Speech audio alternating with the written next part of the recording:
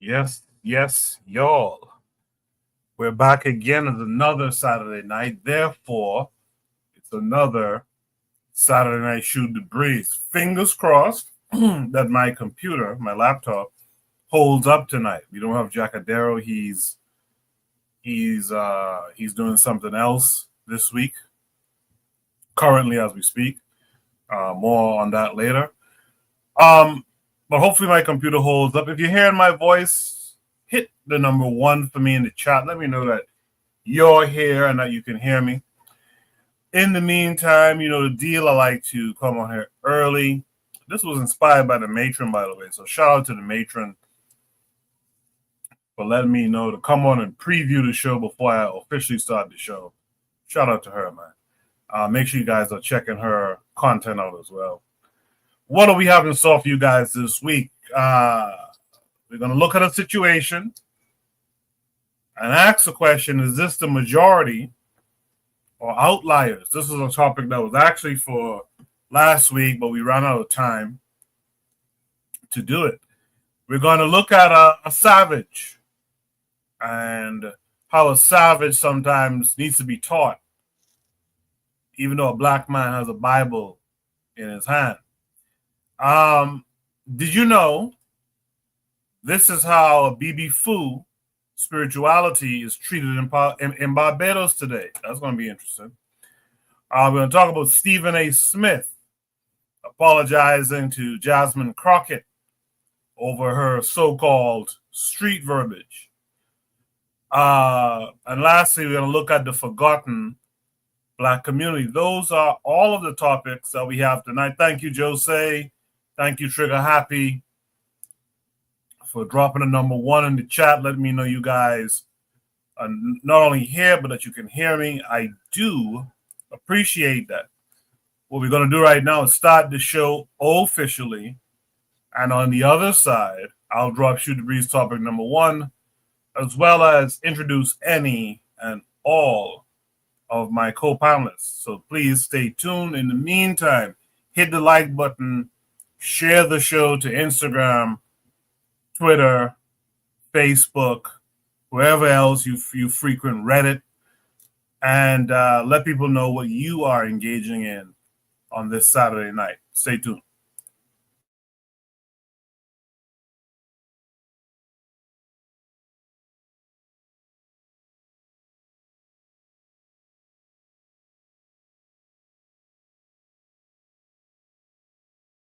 You are listening to the Bitter Medicine Podcast on KWAC Radio.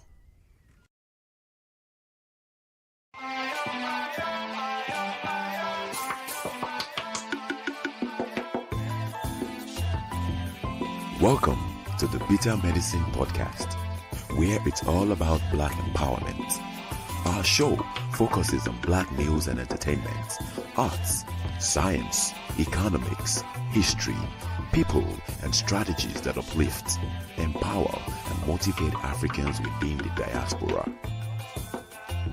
And now your host, whose favorite color is black, Goku.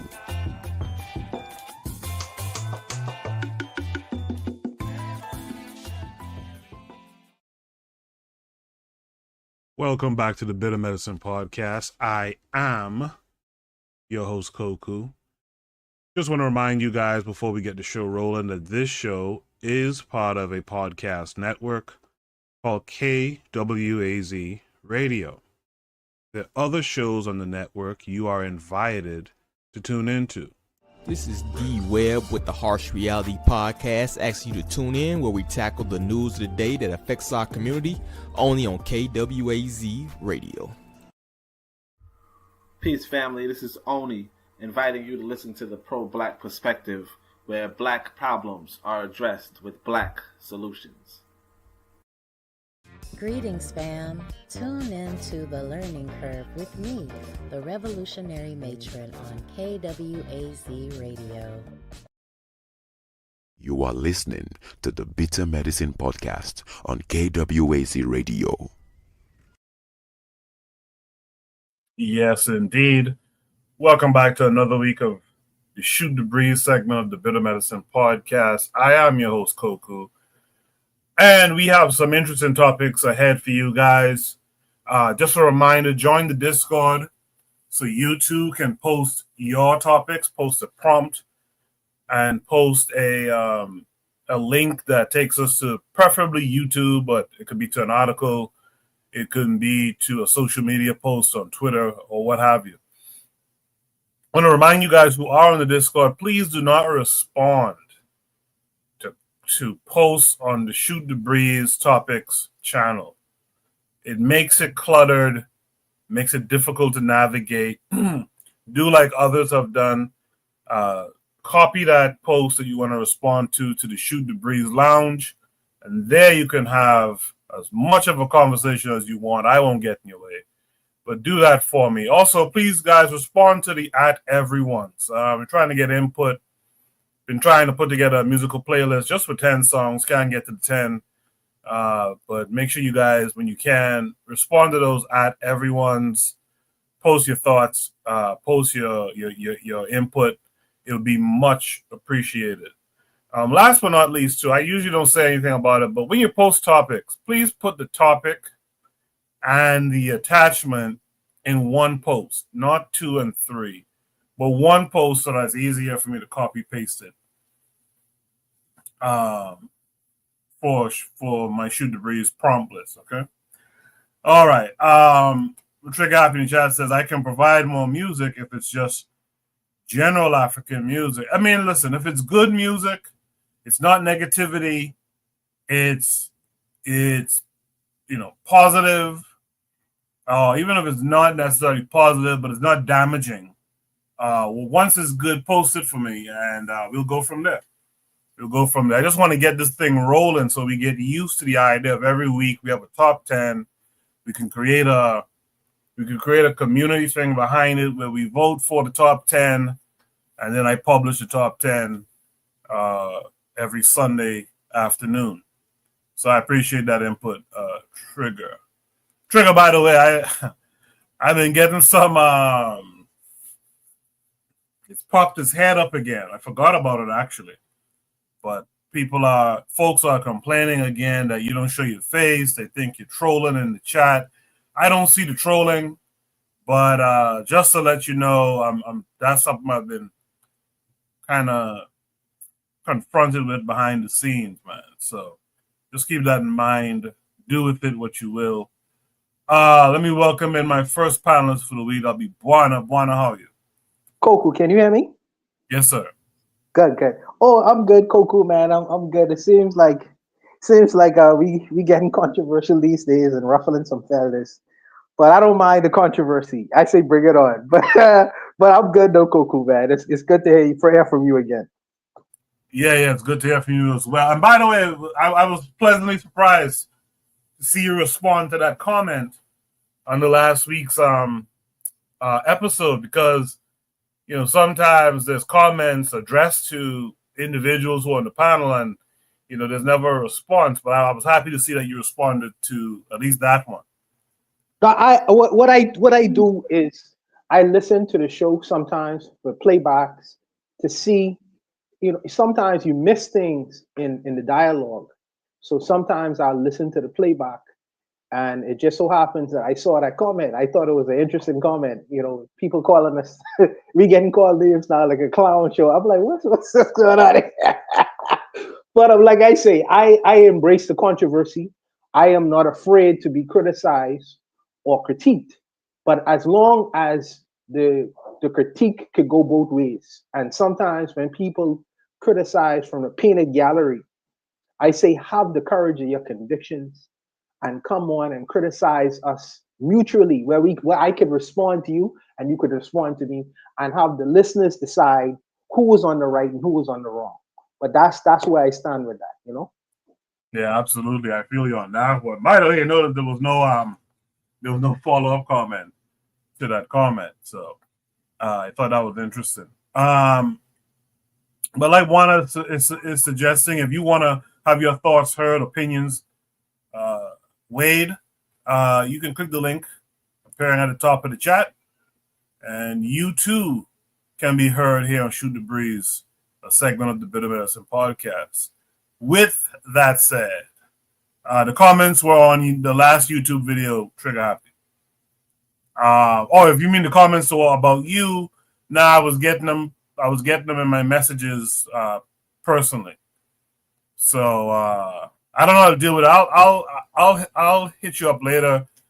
We got to find a way to deal with it, but it is what it is for now. With that said, Bon, let's go to Shoot the Breeze topic number 1 tonight. Hopefully my computer holds up well tonight. Shoot the Breeze topic number 1 says, is this the majority or outliers? This, of course, takes us to a link that's going to take us to YouTube.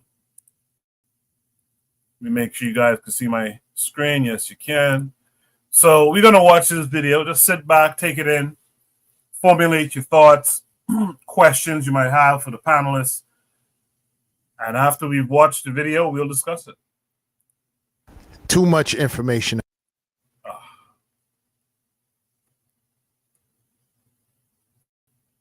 That's my bad.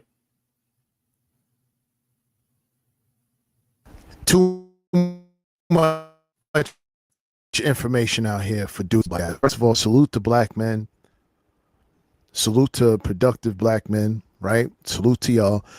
For the simps that's going over there looking for Keishas in Kenya, anything that happens to you, whether you get bamboozled, you get finessed, that's on you. That's on you. It's too much information out here. For all you African dudes, you dudes from Kenya that have an issue with what I was talking about, I saw y'all.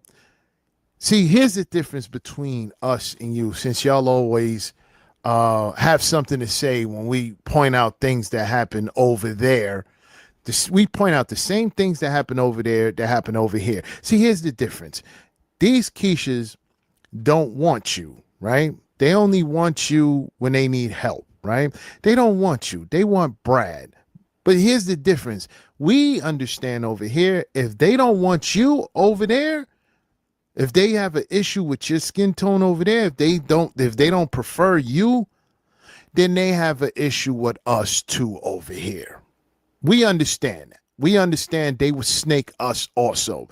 But you look at it as the Keishas over here would snake us, but they wouldn't snake you because you just see so much of a huge difference in treatment from these Keishas that you're willing to bet money that you would get treated differently. No, see, over here, we're not delusional. We're not delusional. But if you don't have to take my word for it, why don't you take the word of the Keishas where you're from?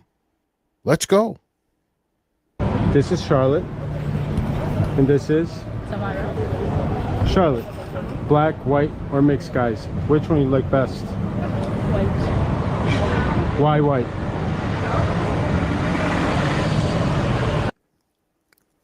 Watch what she said, because she can't think of nothing. Watch what she say. On bed, some. What? You naughty girl. She said bed. She said bed. Not because they're providers, not because they're protectors. Bed. Tizzy Tor. Yeah, you Duke, you Kenyan Duke. You over there taking care of them, being protectors, providers. Brad coming through with just Johnson. That's all. Foreigners, so like, yeah, we're used to black, so. She says she's used to you, therefore she's tired of you. Prefer the other. Okay. What about you? White. Why? Don't know. Don't know. Don't know. Don't. Cause I don't want to have someone the same color as mine. Not. She says she don't want to have someone the same color as her.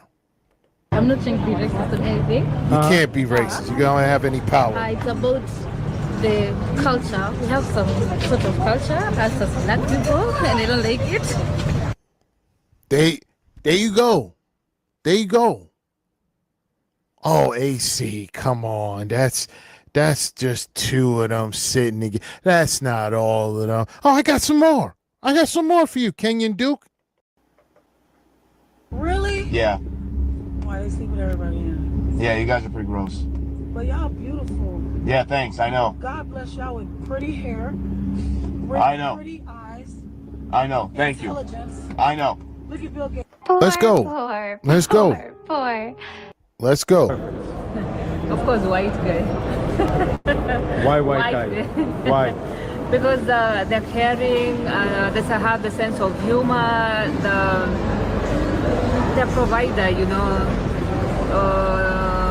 Just few, they're arrogant, but most of them, they are kind people, not like the African style. She said, not like the Africans guy.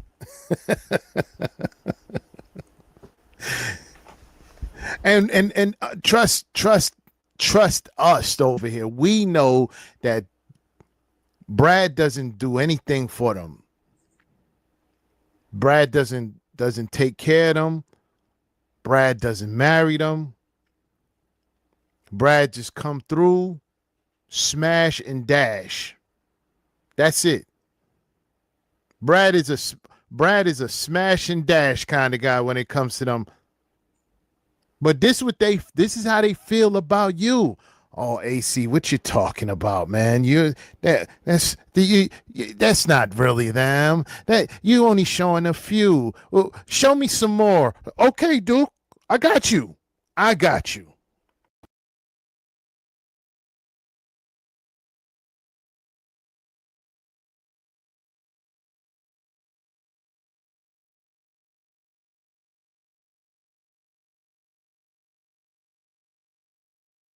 Let's go.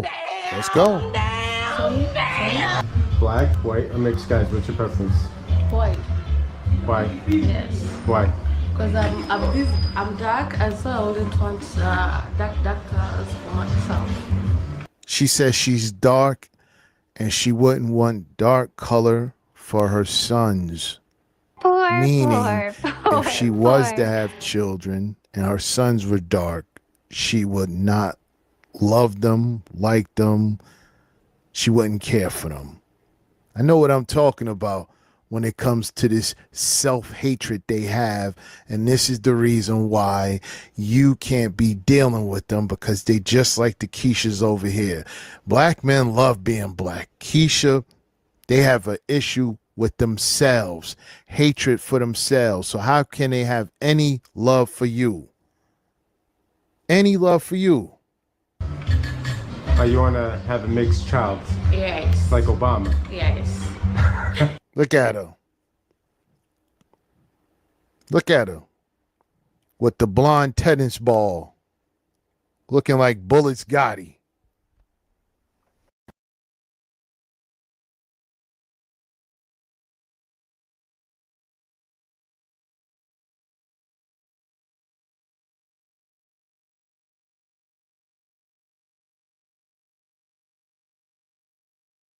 Bird, Kenyon, Keisha.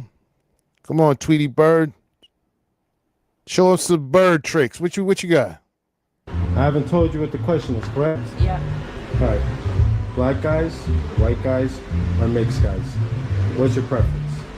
I'd go for white guys because I have a white guy and they are not so arrogant like blacks and they don't brag and they are so romantic too. White guys are so romantic and they know how to treat women. Are you kidding me?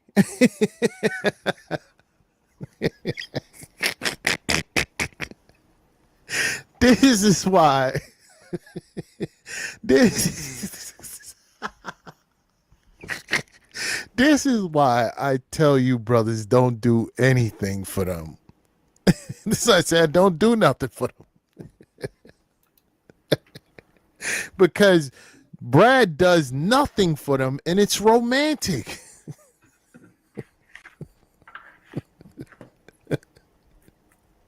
She's sitting in the corner in the kitchen, or not kitchen, excuse me. She's sitting in the corner in the salon, right? Look like she's about to do some hair, maybe some braiding. You don't see her in the house. You don't see her in no mansion. You don't see her living a soft girl life. Matter of fact, she's looking pretty rough, right? No, you see them out there working. You see them out there working. You see them out there looking for their next dollar. I'm not saying they're poor. I'm just saying they're not living this soft girl life that they portray dealing with Brad. Look at him. Look at the threads they have on. No, Brad's not doing anything for them. Anything. And you know, the dudes out there, the Kenyan dudes out there, they get the same treatment. They get the same treatment. That's why I'm not understanding. I'm really having a hard time understanding why dudes are traveling 8,000 miles to get the same Keisha. I don't get it. It's insane, right? It's insane.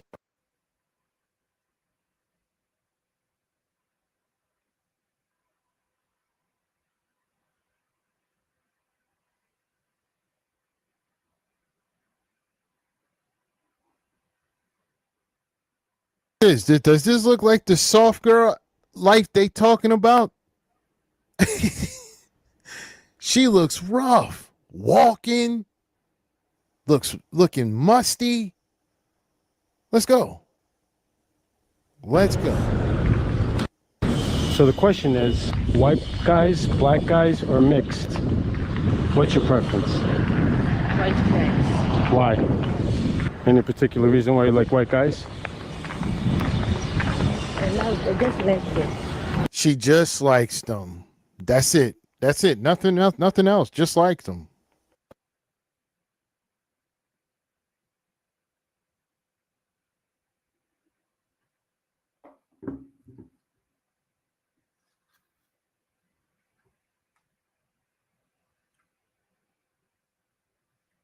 I want y'all to pay attention to this one right here because this one is telling.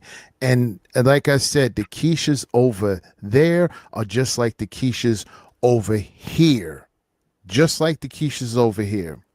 Listen to what listen to how she answered this question and listen to the reason why she would prefer a black dude. White, mixed guys, what's your preference? Since I'm a plus size woman, I like black. Do you hear that? She said since she's a plus size woman, she likes black. Meaning Brad is not into big backs. And since Brad is not into big backs, right? Her only resort is to give black men what she think they deserve, which is her big back self. The big backian is telling y'all what they think you deserve. This is crazy. What's that big back part? That's the reason? Another reason, I don't know. Yeah, that's the reason. That's it. There's nothing to it. There's nothing else to it. You Brad ain't into big backs, but if she was to lose weight, right, and become a slim Keisha, she'll be saying no. She's into Brad's, but since she's a big back, high blood pressure, probably got diabetes, probably got a lot of things going on with her, probably got the torpedo feet, sneaks is leaning. Since all that is going on, yeah, black men, right. What's that big back part?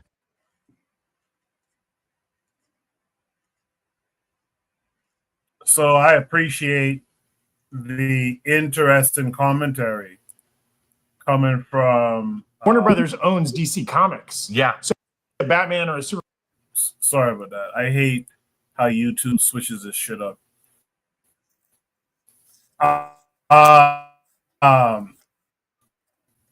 So the panelists and introduced the most recent panelists to join us. Let me just address Musings and Bloom for a second.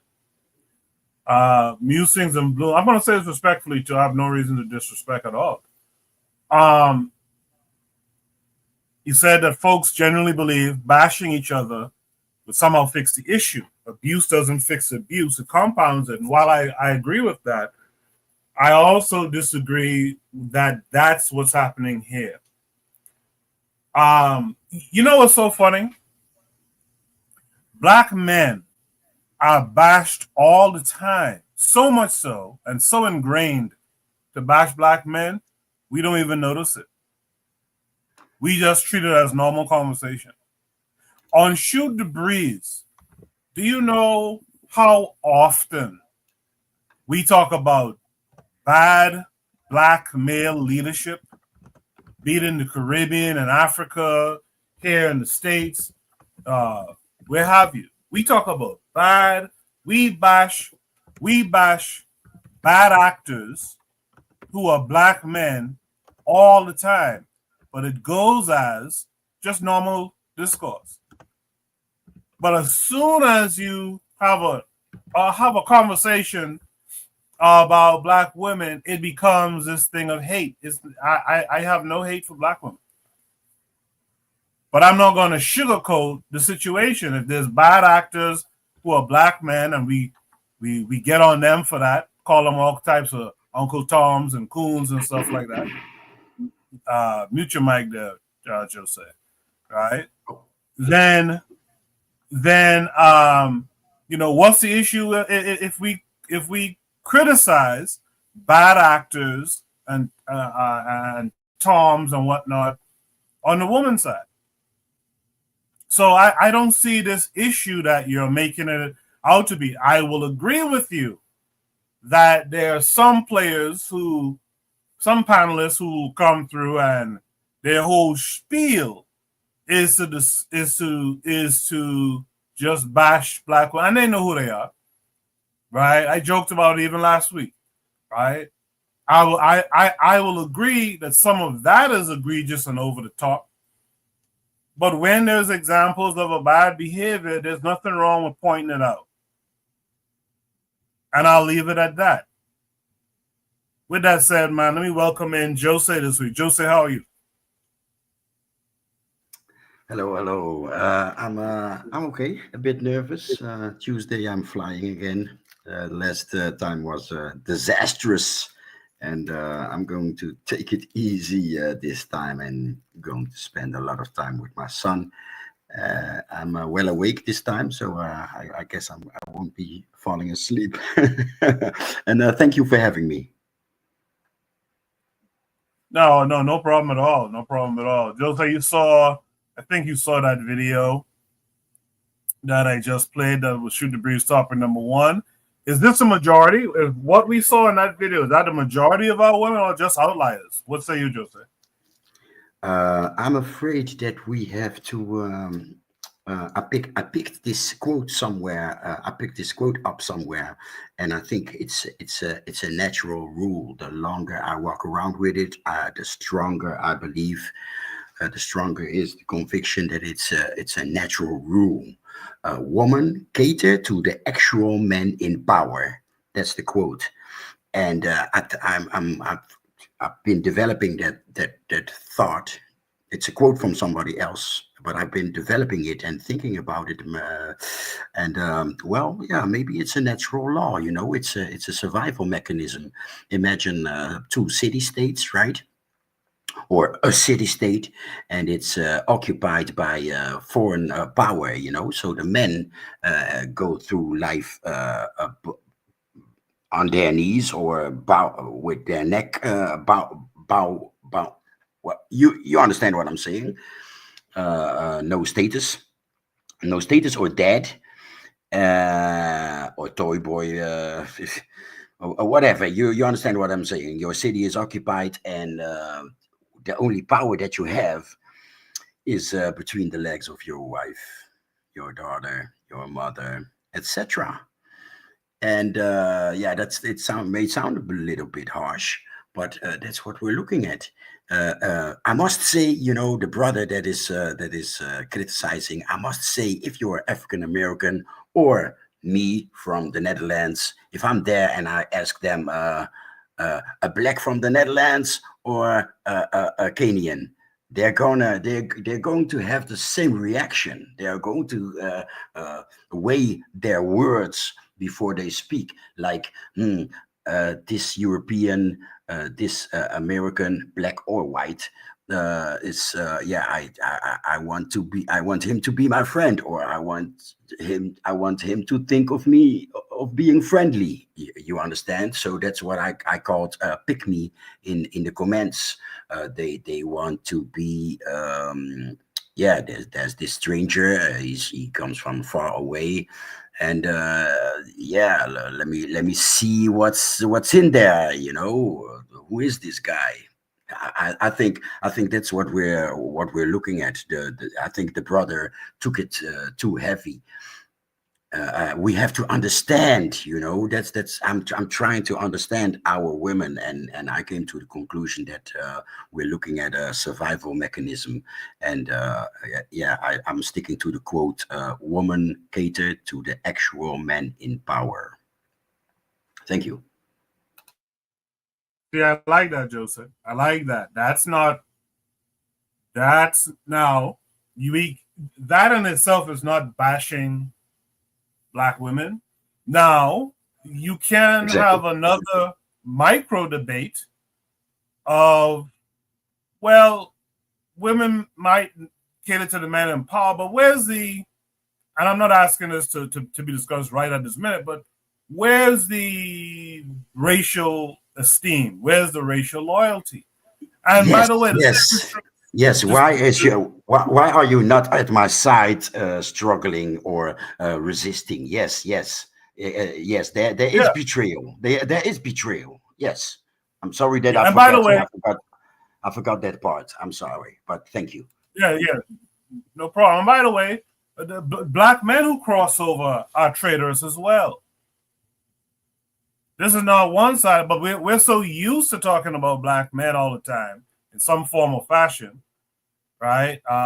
Look at this guy, Pan-Africanism Strikes Back. He just did a thing talking about D.L. Hughley bashing Black men. Like, we're so used to it that when you point it out, like if you point it out, it's strange to people, but it's par for the course. Anyway, Buana, you heard what Joe said to say. What say you? Yeah, so everyone sometimes speak to their personal experience. Okay, so a man who meets a woman in various different countries, for Kenya, for instance, since we're dealing with Kenya, and he finds that all the women he's met want a bunch of white men. That's his experience. Me personally, I look at it like this. When I'm asking a woman who you prefer, she gonna choose me. She prefer me. Because I'm in her face. So, and maybe that's a arrogant thing to say, but I have my own propaganda that come with me. And I can build my own curiosity about myself. So if I'm interested in a woman and she say, well, who are you choosing up with? She going to choose up with me. As far as he create the narrative, whether it's a white man or a Black man or whatever. The white man in Kenya has good press. The white man in Kenya goes to Kenya. First of all, Kenya is a colonized society, by the way, just like the Bahamas is. But the white man in Kenya has very good press. He comes to Kenya. He provides jobs to Black Kenyan people. He gives a lot of Black women who they probably would have watched the quote unquote softer life, or they probably would have watched it on television. So from that experience, that's why they talking like that. So I don't know what the Kenyan guys are doing in Kenya. Maybe someone could speak for them brothers in Kenya.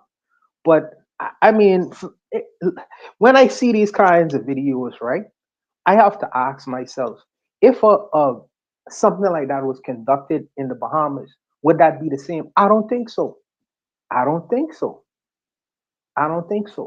For some, maybe some Black women would be like, sure, I would date a white man. But that's, Black women in the circle that that are in my circle, and the women that I've experienced, they are very comfortable with dating Black men. Have no issues or problems with it whatsoever. And what's interesting in this video is when that question was asked. How do you know that, in my circle? Yeah. How do you know that? You've had these discussions with them? No. Well, I'll tell you, because we have these talks before a whole lot of times. It's not what women, it's not what we talk about, it's what they do, what they practice. We live in a tourism society, so-called a leisure economy, where white men come to this country all the time. Do you know my own woman? Do you know how much white men approach her, wanted to date her and things like that? Many white men offering all kind of money, not even my kind of money, not even my kind of money. You know, but me personally, what I come with is much more than what they could ever offer her, ever. You know, and also the women in my circle, sisters and so forth and so forth and so forth. These men are producers. They give their wives houses. They give their wife a very comfortable lifestyle. Very comfortable. What people would consider to be middle class. None of these women in this video say, if you had a decision between a white man and a black man, none of them say, I choose my husband. None of them say, I choose the partner that I'm with. They say, I choose the white man. I'm like, most of these women have to be single. You know what I mean? Mostly, but I say their experiences lead them to that conclusion. My experiences didn't lead me to that conclusion. I mean, most of the women I've been around, I think one woman I know married a white man and had a child with a white Englishman, had 2 children for a white Englishman. And he treats her well. It's nothing I could say for that, but 99.90, Kenya, the population of Kenya is what, a couple million? I think like maybe 60 million, something like that. You know, and you take 5 women out of the 60 million Kenyan women and all of them choose white men. So in my mind, should I say all the Kenyan women want white men? No, that's kind of unfair. That's kind of unfair. Is Kenya a colonized society where ask any of these women, by the way, ask any of these women, what's their religion? Most of them can say Christians. 99% of them can say Christians. And the ultimate God of Christianity is a Nordic, like we already discussed it before, a white male with long hair or whatever. That is a perception thing. So ultimately, they won't hook up with Jesus. A lot of maybe underneath the surface in the Bahamas, many other black women would like to hook up with Jesus, but they don't have the opportunity. I don't know. But I think that for me, I bring my own propaganda with me, and I don't have this nihilistic view when I meet women that they want to choose a white man over me. I don't have that view. You know what I mean? At the end of the day, we are in a competition. And if what I have to offer you is not good enough, I'll move on to the next one, man. I'm not gonna. That's just been my style, and luckily, I have been successful with most of the relationships that I've been in. I've never been in a relationship where I feel like the woman or my partner I'm with really want a white man. I've never experienced that, and maybe some of these brothers have. So I can't really speak to their experience. That's what I believe. So I'd like to make this point going forward with Shoot the Breeze panelists is let's not respond completely from a personal standpoint. And I'll tell you why I say that. I'm a conscious black man. Most of the people around me are likewise conscious black men and you know, black men and black women. So therefore, I won't see a lot of this stuff, but think about the fact that the so-called conscious community is a small number of black folks. What's the wider population of black folks really dealing with and going through? That's a fair statement. If you ever stepped out and had conversations or listened to the conversations of quote unquote unconscious black people, and by the way, this is the reason why prompts like these are good. It's not about bashing anybody. It's about having really fair conversations to open up your mind to a larger issue. In consciousness is one thing. You probably won't see much of this, but guess what? There's some of this in consciousness too, because there's some jet black women and men who are booed up with a white thing, thinking that they could talk about black issues in the black community. But that's a whole other thing. So, right? Coco, that's a fair statement. That's a fair statement. So, since you say we should be general, let's be general. Has it been your experience? Has it been your person? Has it been, generally speaking, has it been your experience? Because you lived in both countries. You live in the Bahamas and you live in the United States of America. Has it been your experience, generally speaking, that most black women want a white man? It's been my yes, it's been my experience. Again, outside of consciousness,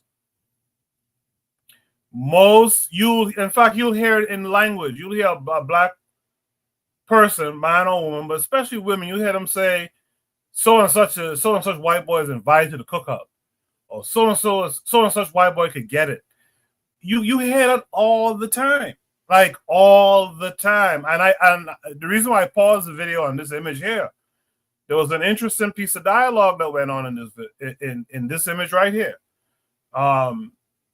She said, because I'm big, I prefer black men. I want that to sink in. He did a little commentary. Now his commentary is a little janky to be fair, but he did a little commentary on it. Because I'm big, or considered big, I prefer black men.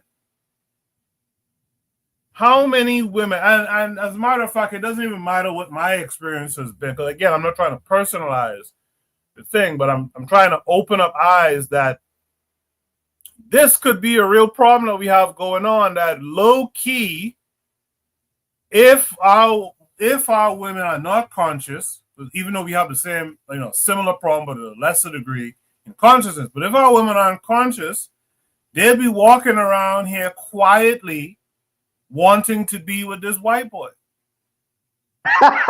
So maybe that's why a lot of our relationships ain't successful. Maybe because when they I don't know. Maybe I just never thought about it like that, and I don't know. Maybe I need to get some greater perspective, because it's just I just never thought about it like that. Maybe. I agree, and I want to introduce the word settle. They settle with us. Yeah, that's a great word to introduce here. And again, I'm not talking about women with some consciousness to them, so don't get offended if you're a conscious woman, black woman. Although, like I said, there's that, because that, to me, that's the egregious part. For men and for women, you're conscious and you still go up around these folks. Come on, man. I saw a woman make a video some weeks back talking about sometimes you could be so conscious as a black woman that it leads you to a white man. She tried to make the mathematics make sense. I couldn't make sense of it.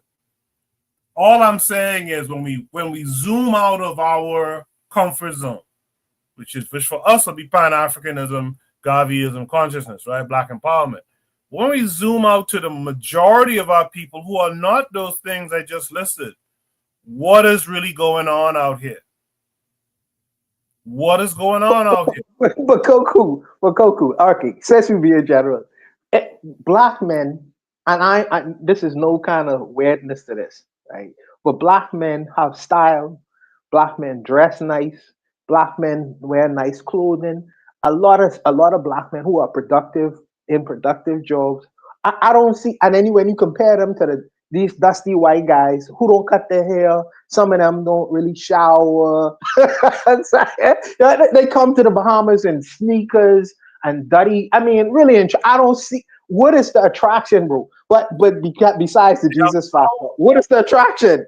They got power. They are associated with power. That's the difference. And by the way, this white boy, one of his fears, because a lot of this stuff that we talk about in terms of power, a lot of it come down to our women, to be real honest. This white boy is afraid. If black guys, with the way we move, just like how Bono described, with how we move, right?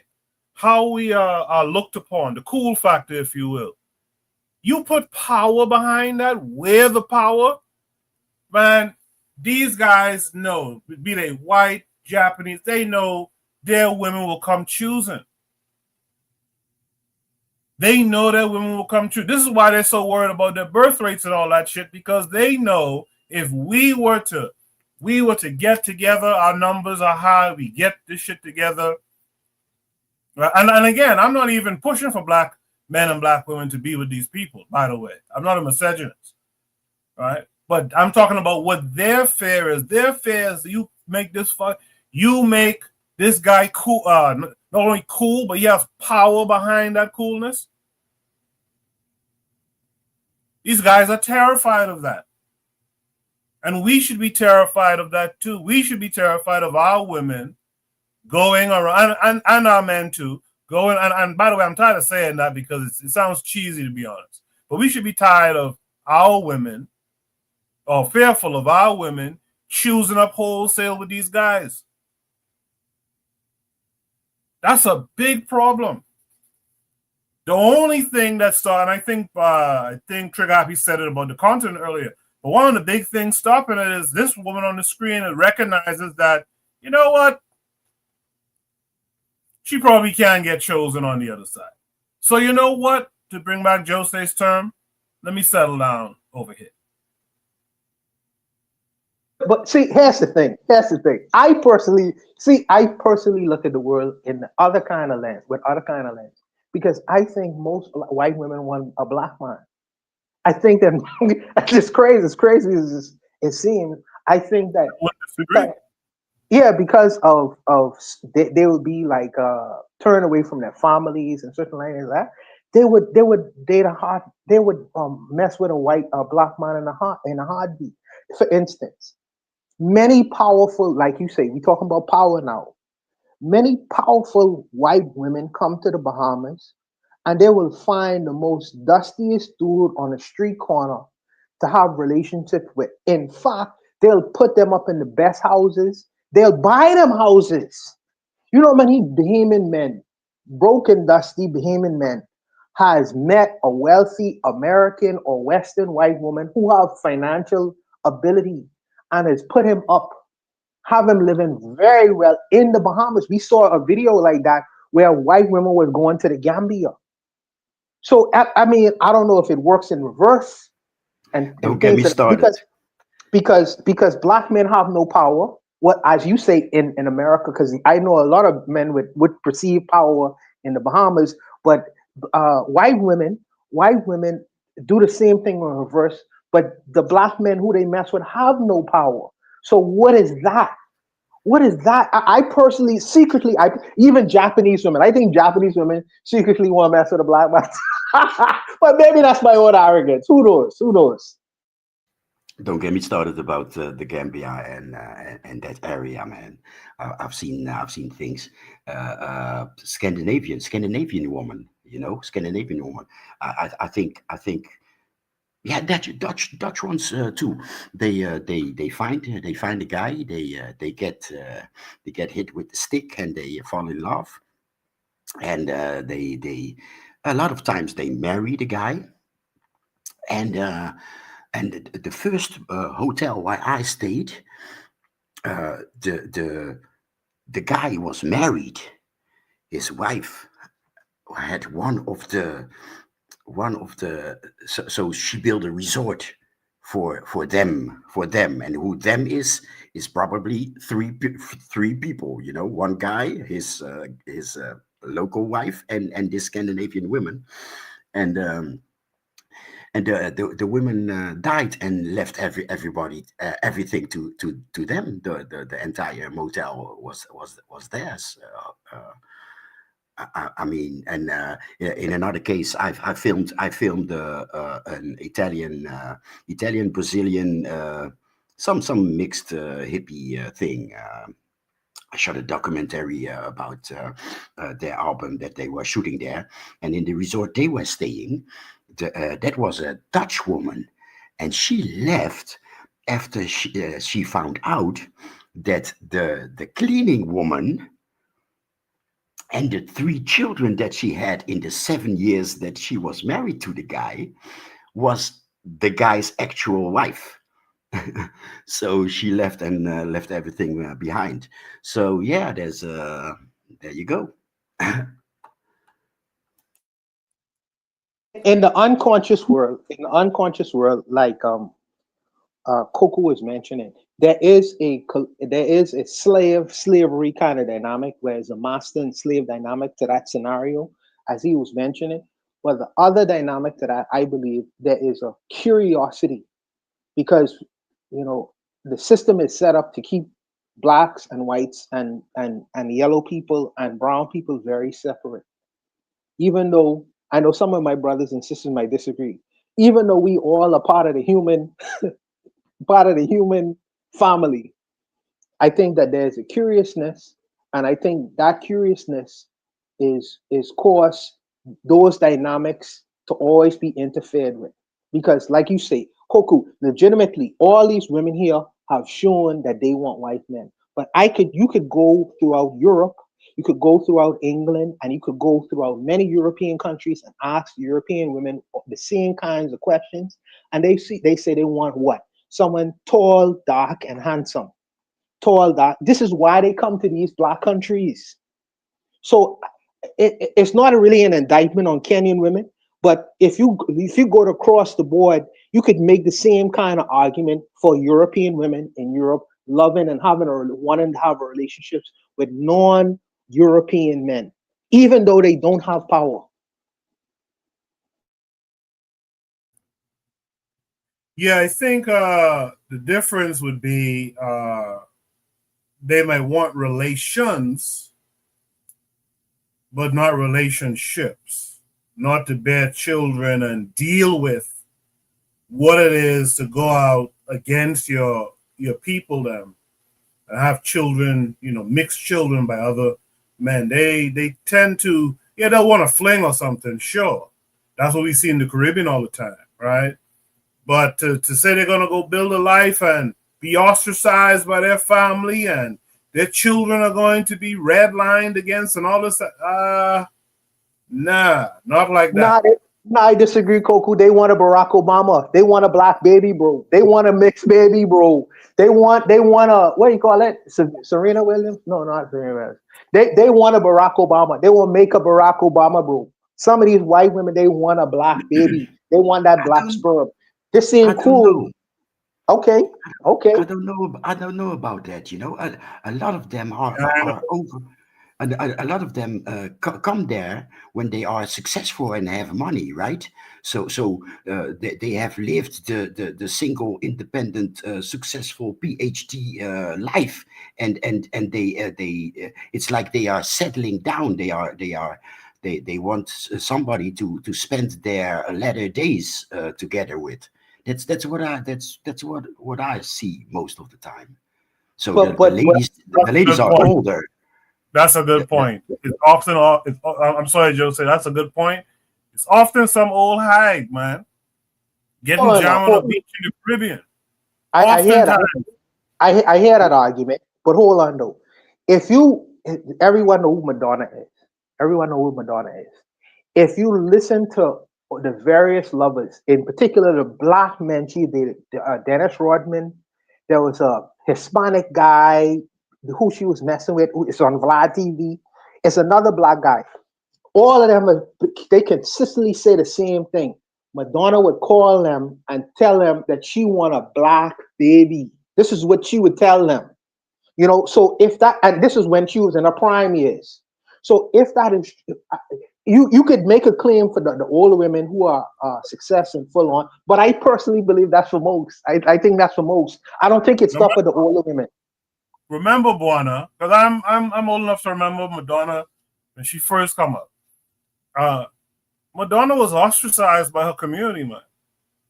Madonna was like an outlier. It was like put to the side, like pushed out. She was a star because she kind of wasn't accepted in a sense. They don't really rock with Madonna like that. They just rock with the idea that she made a success out of that shit. But she was always castigated by them. No, but hold on though, Cuckoo. Madonna was the Beyonce of her day. Madonna influenced the minds of many of these so-called liberal white women right now, brother. In her time, many of them. Yeah, she influenced. Papa, don't preach. Yeah, Papa Don't Preach. She influenced the whole of her time, but she wasn't really. Madonna is like. In fact, if you look at Madonna, and I don't know why I'm talking about Madonna, because Madonna don't represent all white women, but Madonna is largely held up by the LGBTQ and stuff for her like promiscuity and out there type of imagery and that kind of thing. She's not the standard white one. When you head to Jamaica, for example, she wrote that book. She wrote that book. Remember that? I'm sorry.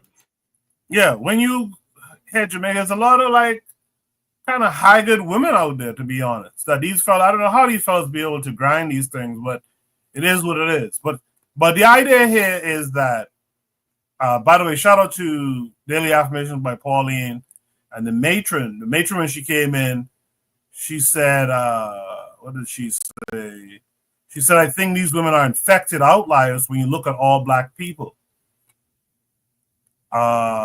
She had said, matron said something else too, but I kind of can't find it now. But anyway, I want to bring the conversation back center. Is this the majority, or are these outliers? Let me ask that definitive question of my panelists. Are these the majority, these women that we saw, or are they outliers? I would say my thing is I would say outliers. I think it's outliers. I think I think the first reaction is genuine. Nobody has ever thought about it till the question arrives at them. But when it arrives at them, I imagine the majority imagines that life would run smoother. Cheryl, can you play referee and click the link? Because you could join the discussion. Because do all black women want a white man? Could you please click the link and come on and give us your analysis on this issue? Now, Cheryl can come, but that's heavy-handed. No one said that all black women want white men. You know, we clearly stated that. If you look at the unconscious world, I'm telling you, if the opportunity was there for them, a lot of black women is going for it. And I would dare say black men too, right? KW Don said a lot of Asian women born in America choose white men. Let me tell you something, KW Don said. When I was in a doctor's office, maybe about a year or two ago, and for the neighborhood, it was strange to see a Asian woman, pretty Asian woman too, sitting there. And I'm like, what is she doing here? And eventually some little dopey white boy comes out, some kind of Shaggy from Scooby-Doo type shit walks out. And that's what they pull up on. If they have a chance, that's what they're gonna pull, especially in America, like you stated. Cheryl in the chat says black women want financial stability, and those women believe they will only find that stability in white men. So I think that's a sound response from a black woman. And by the way, I was just going to say until I looked up and saw Trigger Happy's thing. When we look at the evidence, the blonde wigs, right, the this, the that. Come on now. That's a fair argument. That's a fair argument. That's a fair argument. This is the reason why I want Shirley used to come to click the link, because it's like y'all making it hard. Y'all, the black women making it hard. But I would say that. I would say this. Are you telling me in Kenya, with the millions of people in Kenya, there is no black man or a bunch of black men who shown that they possess the financial capability or stability to provide and take care of them? Come on, bro. Come on, man. Come on. So that perception is not really meeting reality if they believe that. Juana, can I tell you something again?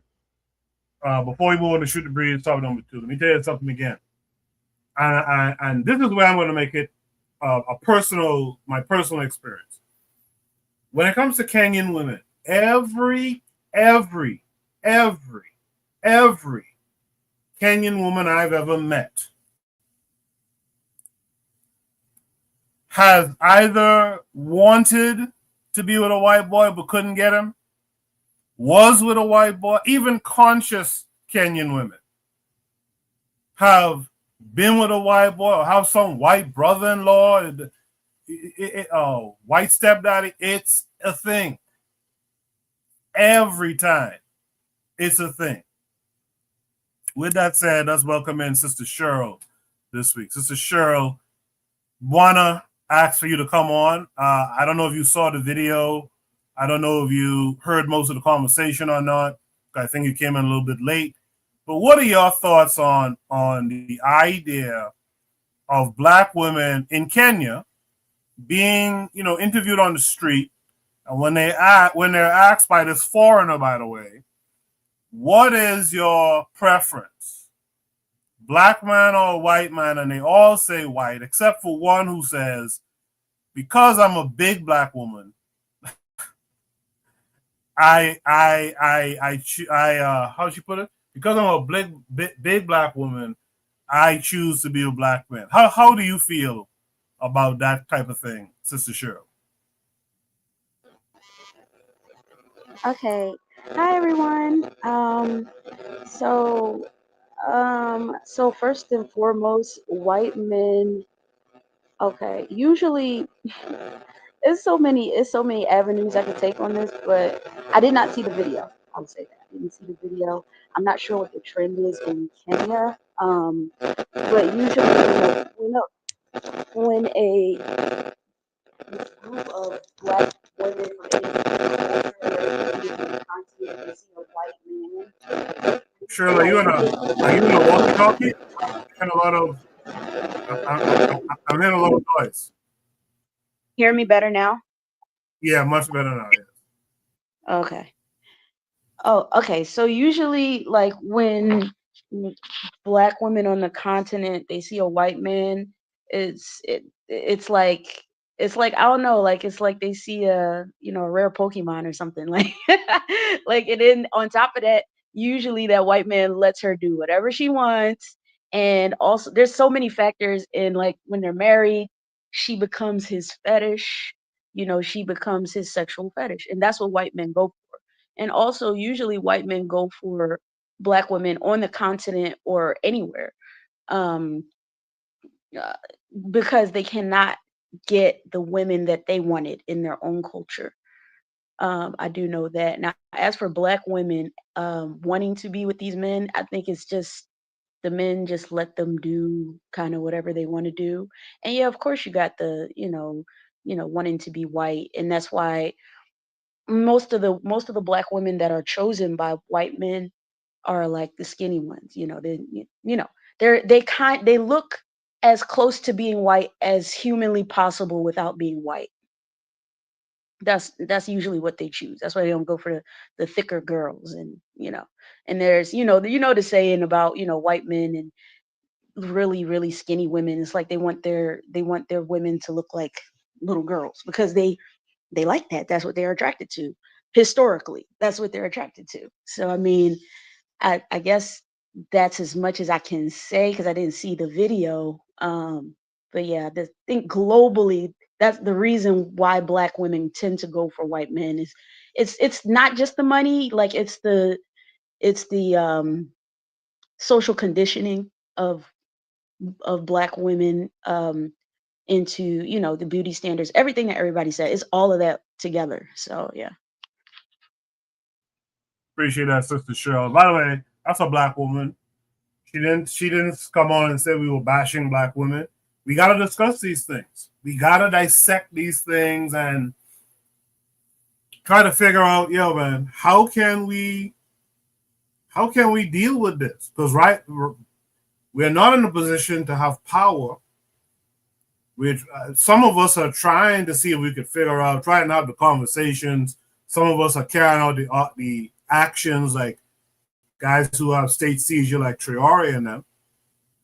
But we still have these little issues. We got to figure them out in the meantime.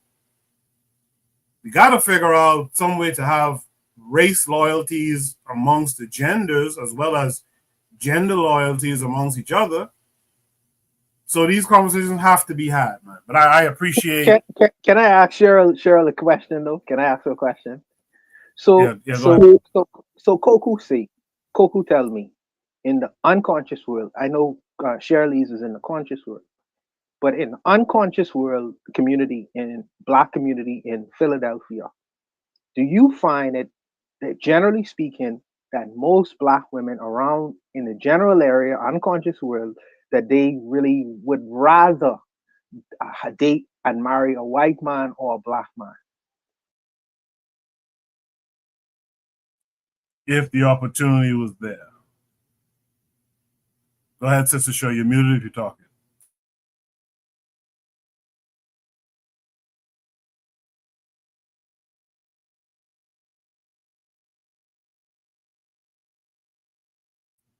All right, maybe Sister Cheryl stepped away from the computer. Yeah. But in the meantime, man, let's go to Shooter Breeze topic number 2. That was a good discussion. I mean, we're on a roll here where the first topic is usually like an hour long now. So very interesting. Very good discussion. I'll give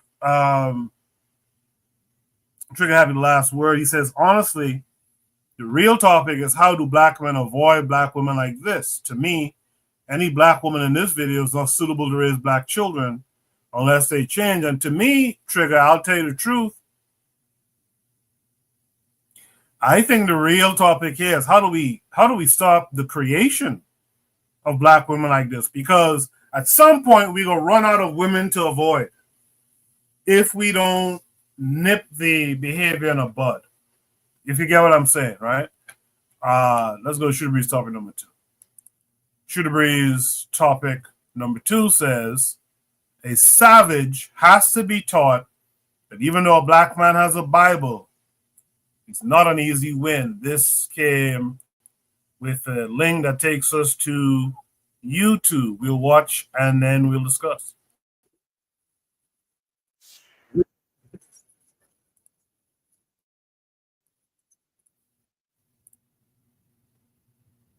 Hold on a second. It just said that my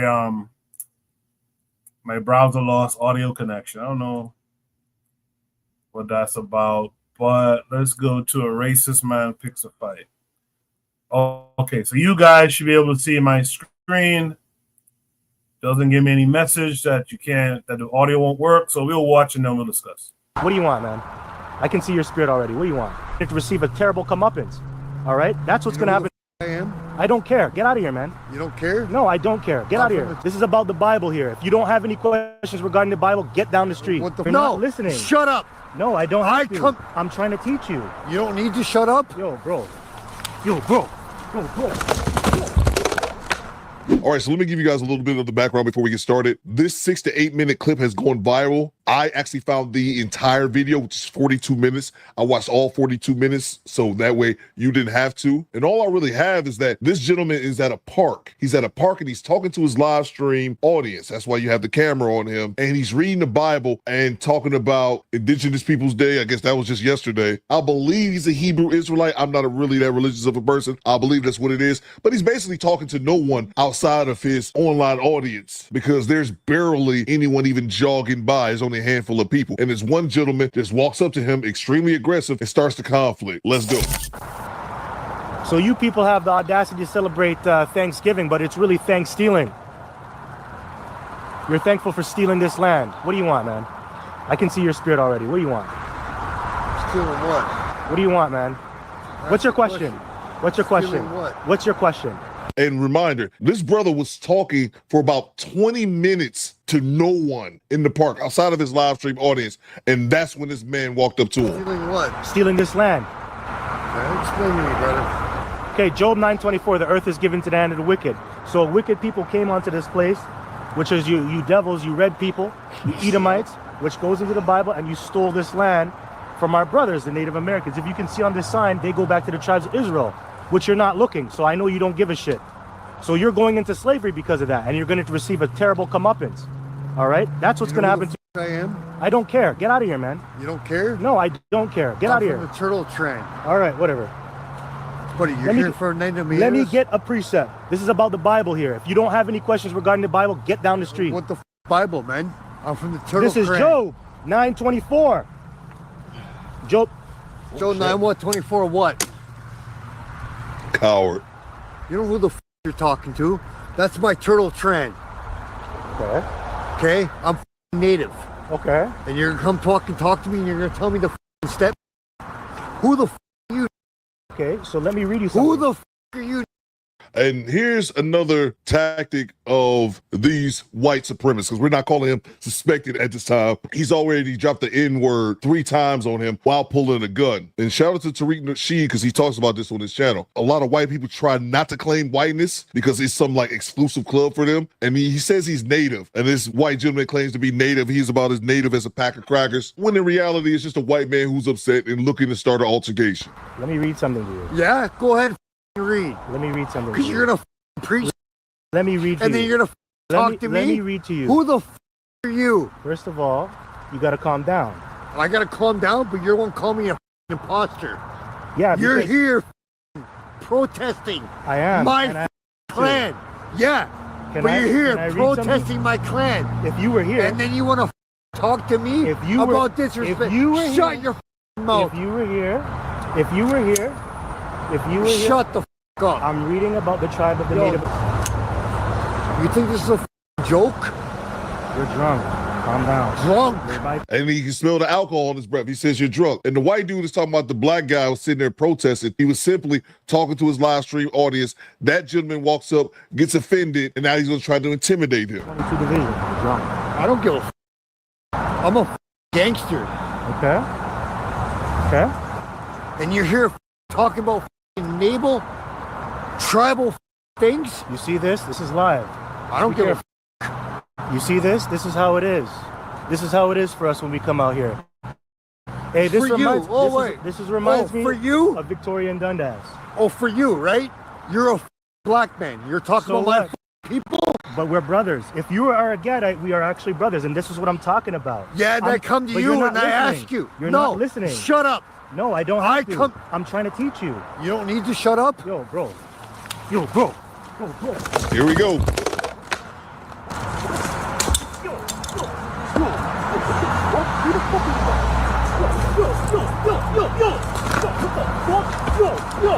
I wish we could see it. I wish we could see it. You can hear it.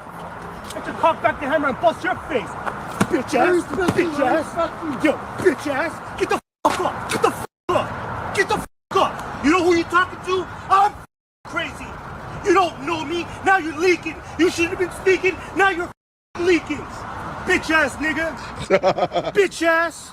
Don't ever come up here and disrespect my shit. Now you're all leaking. Get the f out of here. Now I took your gun. What are you gonna do? Now I took your gun. Now I can f you up. Who's the bitch? Yeah. And you know what I'm saying? Yo, your gun is unloaded. You're busted too. Wankster. Wankster. He said the gun's not even loaded. You goddamn wankster. Fucking homo thug. Bitch, nigga. You're a bitch. You're a fucking bitch. Get the fuck out of here. Hold on. Get the f out of here. You attacked Buddy. Get the f out of here. He came to me. I Get the f out of here. You don't know who you're messing with. He called him a wankster. Streets. Fuck out of here. Get the f out of here. Because now you're leaking. Cops on the way. Hey, everybody, look at this punk. Putting guns to my head. You know who I am? I'm a servant of Yahweh Shemel Shai. You know who I am? Yeah, you see, we're not choir boys here. Don't mess with me. It's my boy since you ripped them off. Putting guns to my head. No. Shut the f up. No. My boy since you ripped them off. Yeah, whatever. I'm serious. What? On my kids. I don't give a shit. Get out of here. That's why I came to you. Get out of here. He was here going on about bullshit. Guy has a nice piece, eh? This piece of shit. It's broken too. It's a BB gun.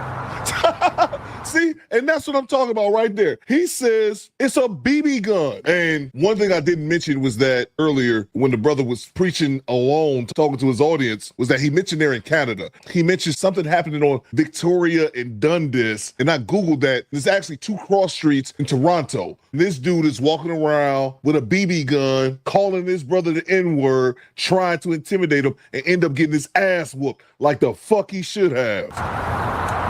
I came out because my boys said you ripped them off. Get out of here, man. Buddy. I gotta move now because this guy's causing problems. I apologize, brother. No. Yo, you're not my brother, man. Get out of here. Dude, just leave. Just leave. No, I'm telling just you leave. Just leave. I'm telling you right now, the only reason I came here is because my boys said you ripped them off. That's the only reason I came man, here. you got me. That's not me. You got the wrong person. You gotta leave, man. And that's how these demons are, bro. They are liars. Number one language that white supremacists talk is lies. That's the number one thing that they do. He said, oh, I came up here because my buddy told me that a black dude ripped him off, which is obviously some shit you just made up, even if it was true. So you're telling me your buddy says a black dude ripped him off or robbed him. You're going to go shove a gun in the first black man's face that you see? Get out of here, bro. But you also notice once he got his ass whooped, it went from calling him the N-word to brother and sir. Cowards, man. You gotta leave. No. You gotta leave. I gotta leave? Yeah, you gotta leave. I'm not giving you this back because you're dangerous. Hell I'm yeah. not dangerous. I'm gonna walk away right now. No, man. This is. Buddy, I don't know what you're gonna do. I'm not giving you look this at shit. him. You just pointed this at my head. I'm not giving you this shit. Buddy, you know what's a BB gun? No, I don't care. I came here. You gotta go, man. Yo, ripped them leave. off. Yo, leave. Let me tell you how out of his mind he is. He's still trying to get this BB gun back. Why? So you can shove it into another black person's face an hour from now? May I? Dude, please? leave. I'm gonna leave right now. May I please? No. I'm telling you right now. The only reason is my boy said Get you out. ripped them off. Get the out of here. Go. I'll put it over there. You can come back in 20 minutes. Come back in 20 minutes. Buddy, I'm gonna walk right now. Come back in 20 minutes. Brother. You're very bloody. You don't look like you're drunk. You're up. Just leave. I'm not. My brother said some black guy robbed him in the street. That's why I came to you. And again, he's just making this shit up. He's literally making this shit up as he go. But if it was true, that's how you handle business. But this brother as well, man, you being way too lenient, man. I'm sorry. You handled your business at first, but just to still be having a conversation with this dude is crazy. You either walk away, or if he still getting in your face, lay his ass out again, bro. I'm telling you right now. Yeah, bro, you got to get out of there, man. Grab your phone, your camera, whatever. Yeah, so I saw this video. I didn't see it with the commentary. I think Azuli actually sent it to me privately. What eventually happens is the black guy tosses the weapon, the firearm away into some nearby bushes. He doesn't leave the view of the screen. He just tosses it, and after he tosses it, I think he packs up and leaves. But the commentary, a lot of that was spot on. These guys lie, man. When they think they have a soft target, in this case, a religious dude just stand up in a place by himself with his Bible, they think it's a soft target, and they'll pull some shenanigans. When you hand them their ass to them, now he's copping pleas. Oh, so my brother said someone robbed him down here. Well, then why your brother ain't here? Right? Very interesting stuff, but this is an example of not being a soft target. Shout out to Sister Raw, who's saying greetings to me and everyone around here. She says, I can't believe he let him still breathe. Yeah, he had an opportunity there. KW7 says the One West Hebrew Israelite doctrine is claiming brotherhood with natives and Hispanics is asinine. The Matrix says this demonstrates one of the flaws of the Hebrew Israelite ideology. He's ready to accept him as a brother if he's a Native American. Cheryl picked up on the thing that I think Jose picked up on, or had me cracking up when I first saw it. He said you shouldn't have been speaking Now you're leaking. Cheryl said, I'm dead. Jose called it bars. Matron said the white guy is probably one of these $5 Indian types. But with that said, man, let me start with Sister Cheryl, who liked the little bar in there. Cheryl, if you're there, let me know you're there. And if you are, what are your thoughts on this?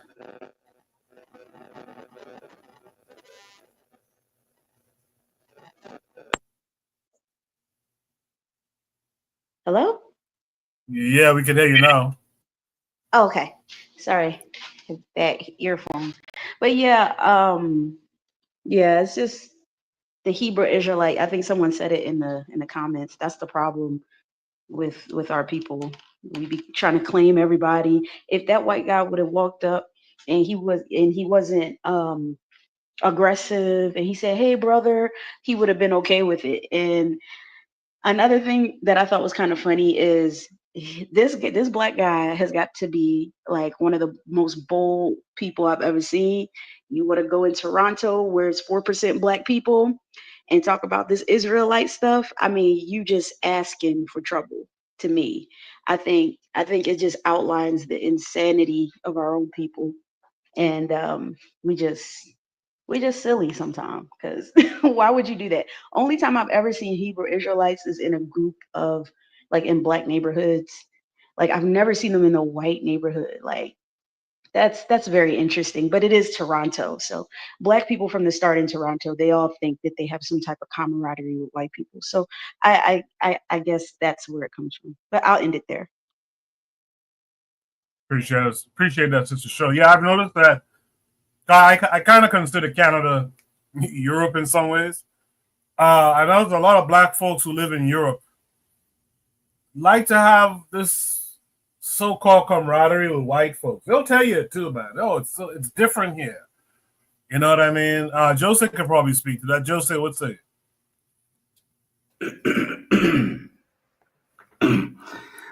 Yeah, let me clear my throat from that joint that I was smoking. But yeah, you got. I was saying, I made it a kind of Christian Jesus joke. You got to give it to the brother for walking his narrow path. Yeah. These guys are here also, but there's a fairly big black community here. But they're standing on business, but with the same bullshit. I don't understand. You're here in the Netherlands, and you look very Somalian. You know what I'm saying?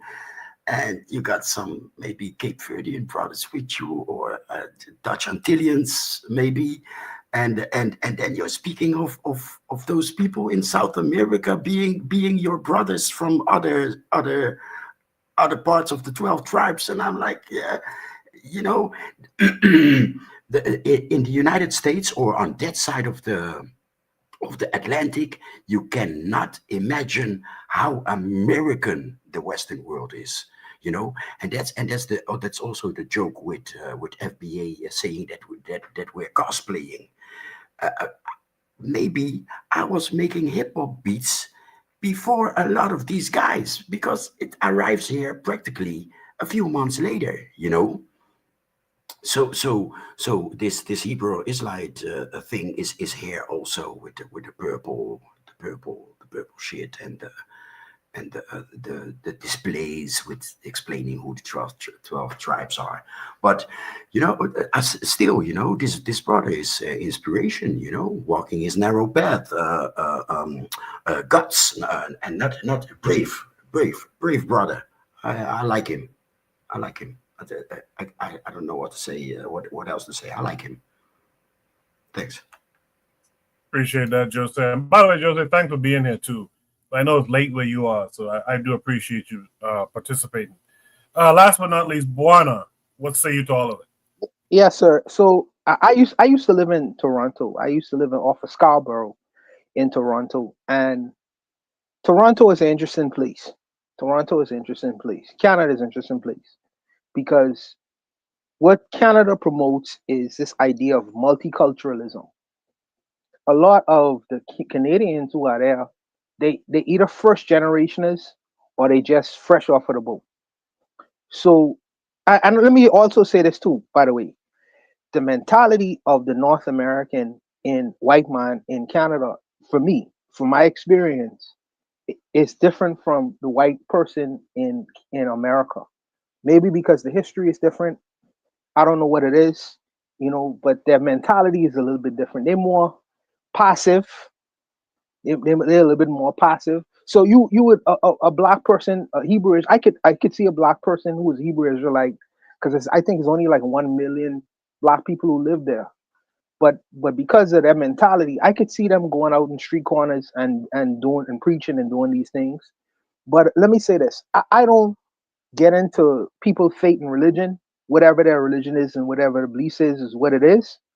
But underneath that, you first and foremost, you are a man, first and foremost. And if someone threatens your life, you know, you got to do what you got to do. And this man, he's representing himself as a holy man with a Bible in his hand, and I ain't criticizing him with the Bible in his hand, but black people are, even though the white man is passive in Canada, black people in Canada are extremely vulnerable because they are so outnumbered. Regardless of the fact that the government have this multicultural approach, they are extremely vulnerable. So what this guy did, I think he was spot on. He had to take care of business, regardless of the fact that the Bible was in his hand. He had to take care of business. Life over everything. Life over everything. Ultimately, and I think that sometimes we need to look at things like that.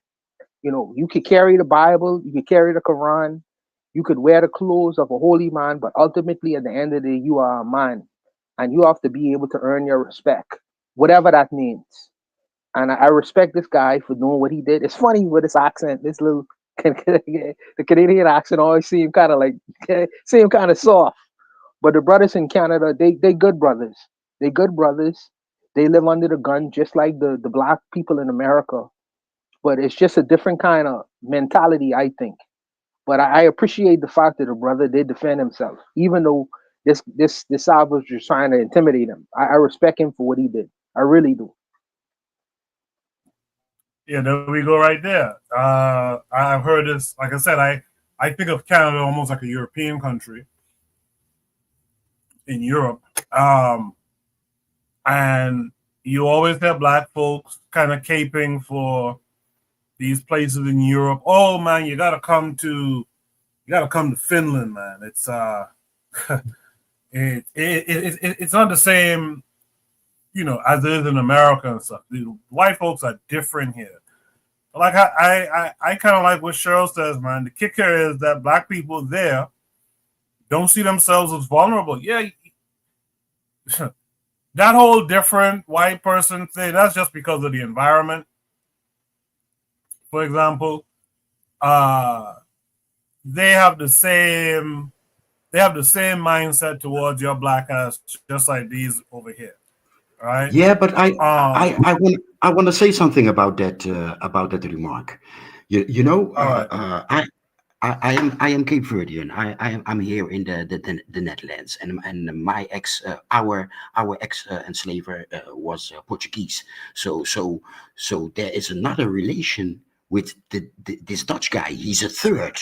He's a third. Would we have moved to Portugal? It's a dialogue. It's first person, second person.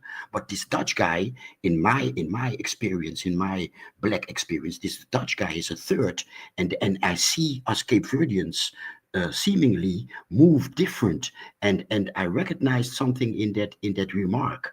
It's like we feel less vulnerable. We don't have these Dutch eyes watching us. You understand? I hear you. Yeah, I'm curious. I'm curious to know, because Shirley said her husband grew up in Toronto. Because I'm curious, because the lady I was dating at the time, she was a Trini from Canada, and she have a different perspective than me. Okay, in turn, because she had white friends, and she had Filipino friends. She had friends from all around the world, because it's a multicultural place. But she still held to her blackness. So I am very curious about Shirley's husband and what he experienced actually growing up there, since he grew up there. because I was there for a limited period of time. But I gotta tell you, my experience there is, like you say, it's a genteel kind of racism, because I remember walking into like a 7-Eleven type of place late at night, and the white guy who was behind the counter, he was threatened to death, and I had to move very carefully because I don't know what he would have pulled on me, because he was so afraid that he saw me 3 o'clock in the morning trying to go into the little bodega, and it's like, what you doing here? You could see it all over him. So I'm curious about that experience in Canada, because, like I say, I haven't experienced that level of racism and toxicity like I experienced in the United States, America proper. So I would really be curious to know what his experiences was in Canada, you know. But Appreciate that, Buana.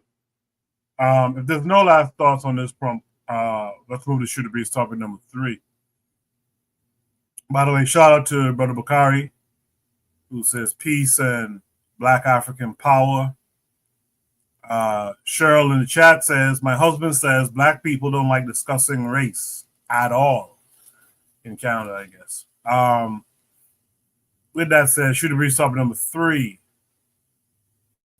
says, do you know this is how a BB Fu spirituality is treated in Barbados today? I hope I have that right. A BB Fu spirituality is treated in Barbados today. This comes with a link that's going to take us to... Was Cheryl saying something? Oh, I was just saying Abibifo. Abibifo, thank you. Thank you very much. Yes, Abibifo. This comes with a link that takes us to Instagram. This is a post by Roan Muhammad and Repair Campaign. He says, members of the Rastafarian Nyabingi Order from St. John, Barbados, spoke on a panel yesterday at the Confronting Codrington Conference.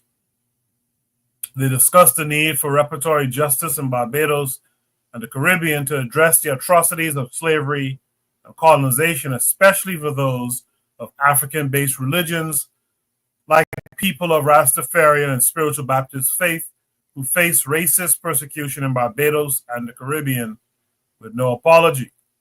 So that's the setup for this. We'll listen. Where is it?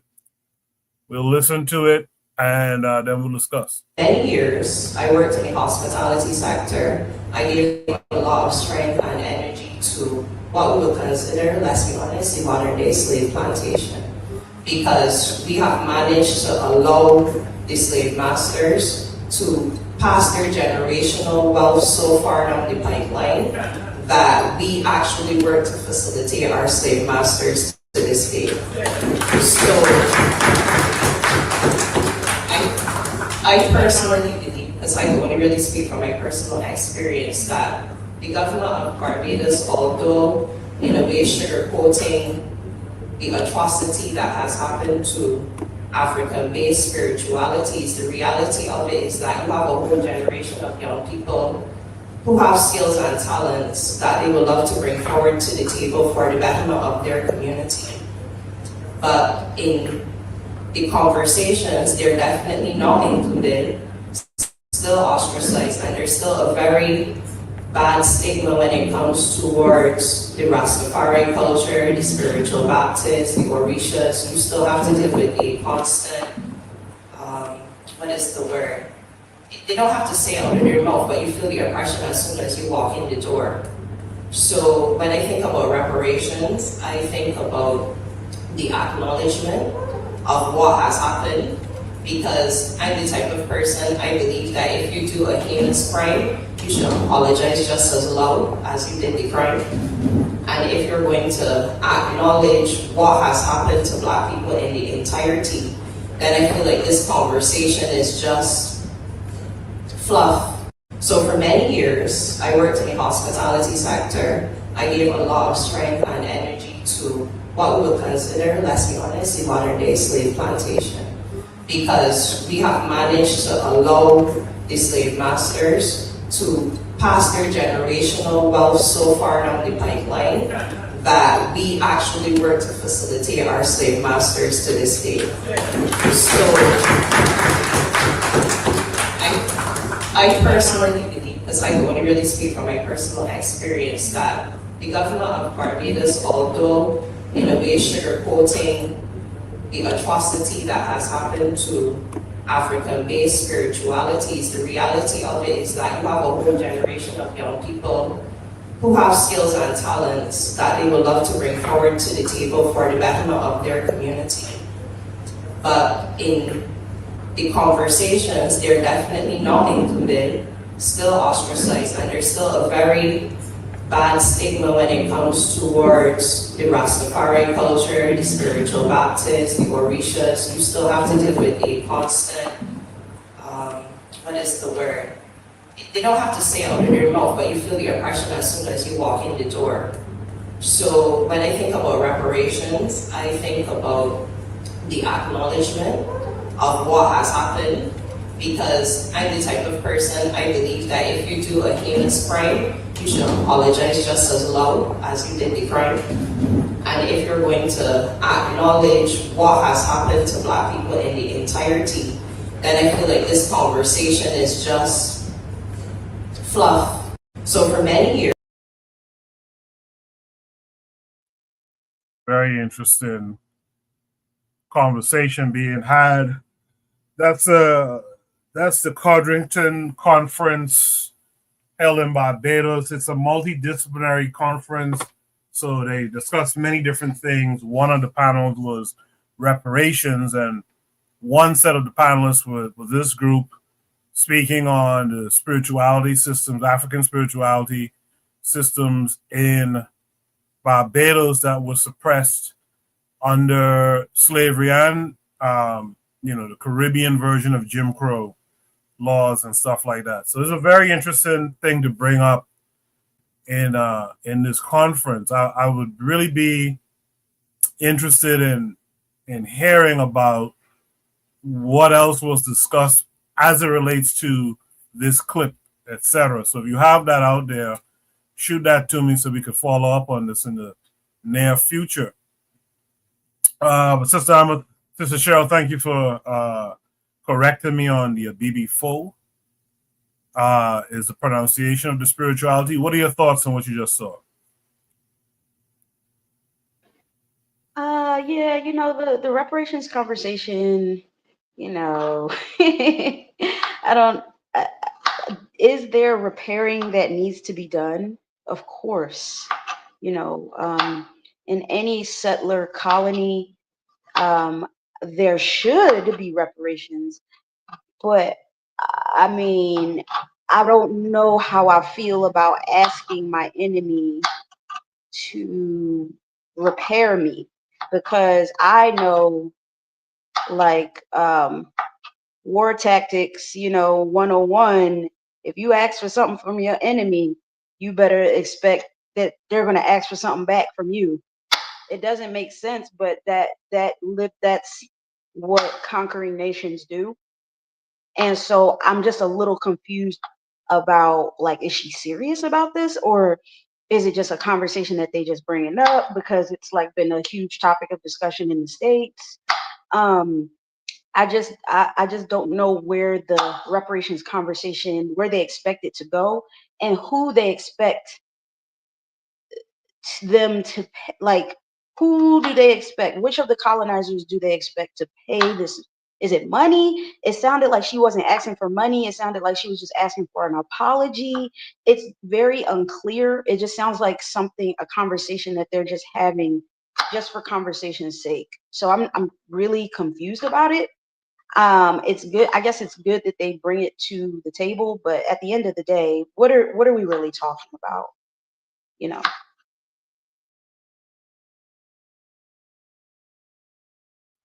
Yeah, that's well stated there, Sister Cheryl. What are we really talking about? Which is why I kind of said I'd like to see the remainder of the moment and what else was discussed around this conversation. You asked a very interesting question. That at the end of the day, I imagine is mostly reparations from Britain, because there was religious persecution after slavery in places like Barbados against folks like the Rastafarians and the spiritual Baptists and stuff like that, the Obeah, etc. I was gonna say, but that was all under the British. Then I remembered, no, some of our people took control of those countries, in the Caribbean in particular, after independence, and they continued the actions against the Rastafarians and the spiritual Baptists, the Obeah spiritualists, etc. So it's are they just asking for an apology from the Barbados Black-run government? I don't know. So it'd be interesting to see the fuller conversation. But with that said, let me hear from Jose. Jose would say. Yeah, I also have a big question mark.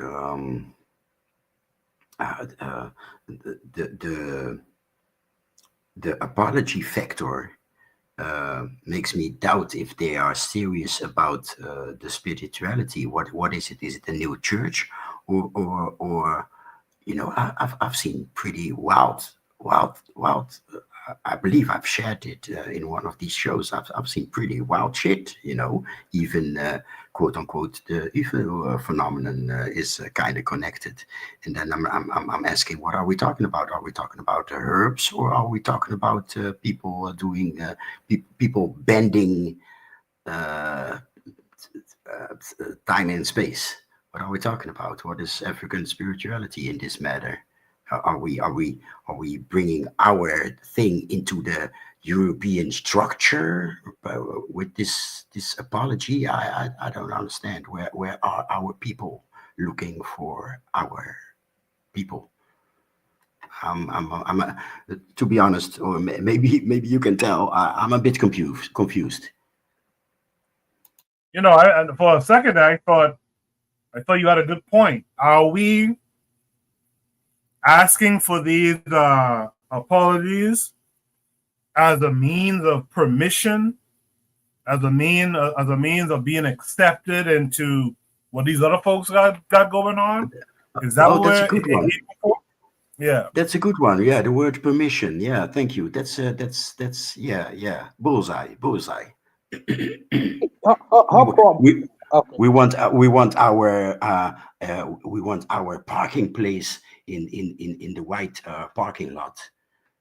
I don't know. I don't know. I'm confused. Where are we looking for us?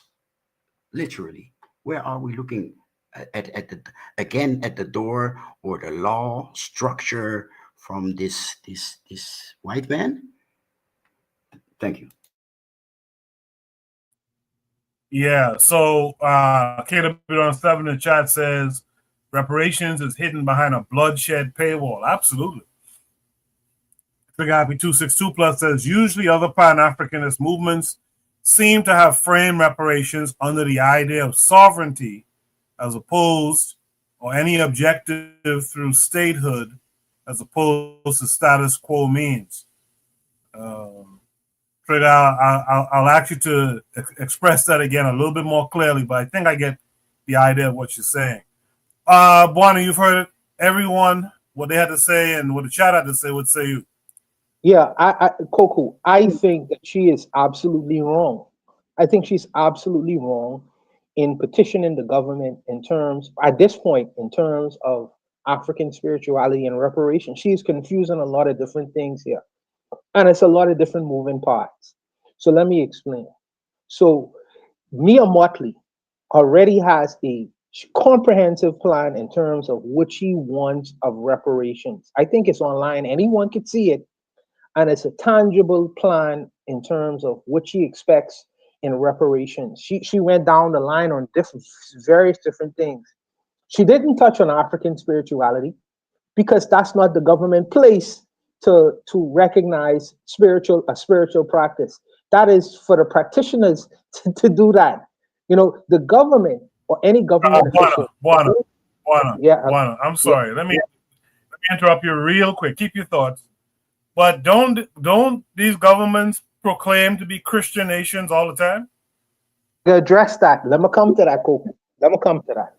So the job of the government is to govern. Yeah. But the government is in power based off of popularity. It's a popularity contest. Okay? The majority of Bajans are Christians. Okay? The majority. So obviously, and the majority of people in power in Barbados in terms of spirituality is the Anglican Church or the Baptist Church. So she gonna defer to them first, even in these kinds of matters and issues. And I think that there should be even a separation in that. But the sister right here, what I would suggest is, since she is a person like, I would compare her to the Mormons in America. The Mormons in America had a serious fight against the government in terms of religious practices and freedoms in America and being recognized. In fact, they moved to several different states before they established the state of Utah. When they went to Utah, they built on that spiritual philosophy. They was able to garner enough economic power, so much so that the government had to recognize them. It's the same thing with the Amish. The Amish are people who decide, as spiritual people, to live away from the so-called off of the grid. They live away from, but they are still respected because their community is such where they could live in a society, but they are basically off the grid. They don't need the government, but the government still have to defer to them. They still exist in the society itself. What I would suggest, what I understand, and it was a fight to get to that point. I understand that they want to be the Rastafarians and the African spiritualists and whatever, but you follow the course of the people who have been successful in what they have done. I would suggest that the Rastafarian community and the African spiritualists and all these people could come together collectively, if that's their wish, to if they want to live in the Bajan society, to do the same things that the other people have done to be successful. Because if the leader of the country, who was also, by the way, a victim of the slave trade, so you can't go to Mia Motley and ask her to apologize because she was a victim herself. That makes no sense. So I would say that you should go and independently start whatever, because you don't need to ask the God. As long as you legally could practice your faith inside the country, then you build off of that and build your community up and get it strong enough to force the government to recognize you. There are the people in you. Don't you know the Mormon Church is the wealthiest church is the wealthiest religious institution in America? It's the wealthiest institution in America. They can't be ignored. They can't be ignored. And it's not all about money. It's about the fact that people collectively could come together to do something without always having to pull on the government coattail or be recognized by them. Because you don't want to fit in that system anyways. You don't want to be a part of that system anyway. It's contradictory when you want to say you want to live outside of Babylon, but you want Babylon to recognize you. Huh? I'm scratching my head. So if you say you want to live and be independent and live an African lifestyle and liberty and all these other things, you need to organize your people and live in that kind of system and structure. So much, and then if you want to, because I don't know if Rastafarians or Anabaptists or African spiritualists believe in proselytizing their faith, because you have to trigger the minds of the people who live in Barbados too. The politician's job is to cater to the majority of the people, not the minority of the people. Not the minority. The minority of people should be recognized, but in reality, it's a popularity contest. And to maintain and gain power and remain in power, you want to go with the majority of the people. And the majority of people are not Rastafarian, African spiritualists, and Anabaptists. So what do you think Mia Mottley is going to do as a practical decision? As a practical decision, who wants to remain in power? And like I say, if you want reparations, I think that in terms of recognize African spirituality, I think that you should petition Mia Motts, sit down and have a conversation with her and tell her to include that as far as asking for reparations. Have that as something that should be included.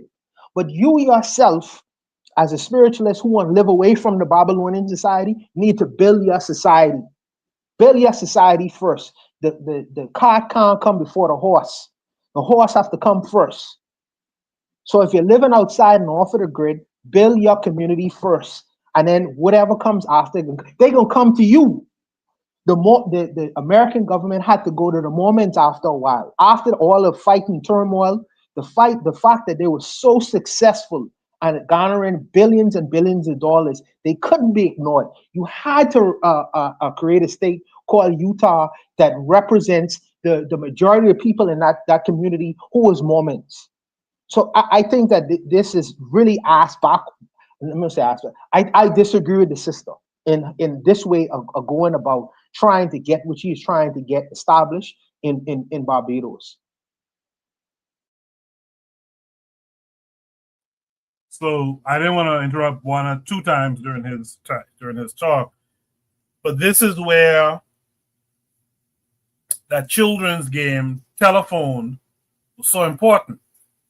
See, the way Buana responded to it is that the woman in the video is trying to receive recognition for her religious faith. That's not what's happening. She wants it to be recognized that there were damages done to people of her faith historically over the years, and that there should be some reparative justice. To me, it sounds like she's asking for a simple "I'm sorry," like people were asking for Obama when he was the president of the United States, a so-called black guy, to apologize for slavery.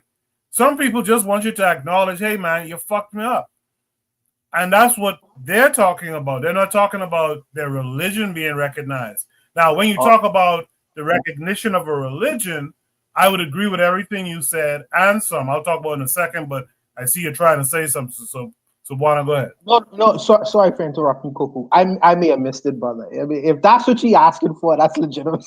So I have to eat humble pie. If she asking because the African spiritualists were persecuted, so she asking the government to acknowledge the fact that they were persecuted and acknowledge the fact that they were persecuted at one particular point in time, I have to eat humble pie. I apologize to the sister. I was wrong. If that's what it is. Yeah, that's what's going on. Jose, do y'all have that game telephone where you come from, where you live as a kid? Did they have the game telephone? No, and I'm wondering what it is since you mentioned it. Yeah, so because I mentioned it, I realized that you might not be familiar. So telephone was a kid's game where, let's say you have a line of 20 children. You start at the first kid and you whisper something in their ear. Okay. You know, okay, the no. lion I know. the bell. Then he or she passes it on. Yeah. I know. We did it in at school in social class about propaganda. Yeah, by the time the message gets through a couple of hands, it changes, right? Yes. Yeah, so that's why I wanted to make sure that it was understood. That's not what she wasn't asking for, to be recognized as a group. Although, let me just speak to that for a second.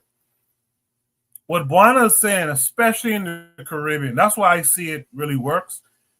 You can't just run to the government or assume the government is going to handle whatever. What tends to happen, and I do think there's an opportunity there if you could wrangle it together. What tends to happen is the people do a thing, and once the people make a thing or make it popular, then the government and at the very least, you as the people have the opportunity to go to government and say, "Hey, man, this is what we doing out here. If you ain't supporting what we doing, then we don't need you. We'll support the next group that's going to support what we're doing. And I think that's the thing that, for whatever the reason, the way the Caribbean is kind of set up, these different nations in the Caribbean, that's a thing that could kind of work. If you could get down there and propagandize a certain thought, let's say it's African-centered education, you could get the people to be talking about it, to be actually doing it in their, out their houses and this, that, and the other, to the point where you could now strong arm that government. You better go along and get along. That's how the Caribbean kind of works. I don't really see that here in the States as much, but that happens in the Caribbean. Just to speak to that for a second. Is there any other thoughts? Here on this topic. Real quick, I see Ditso joined us. Ditso, how are you this week? Been doing well. Thank you so much for having me once again. Caught my attention this whole conversation, especially particularly talking about the Caribbean. I'm going to say this in a very simple way.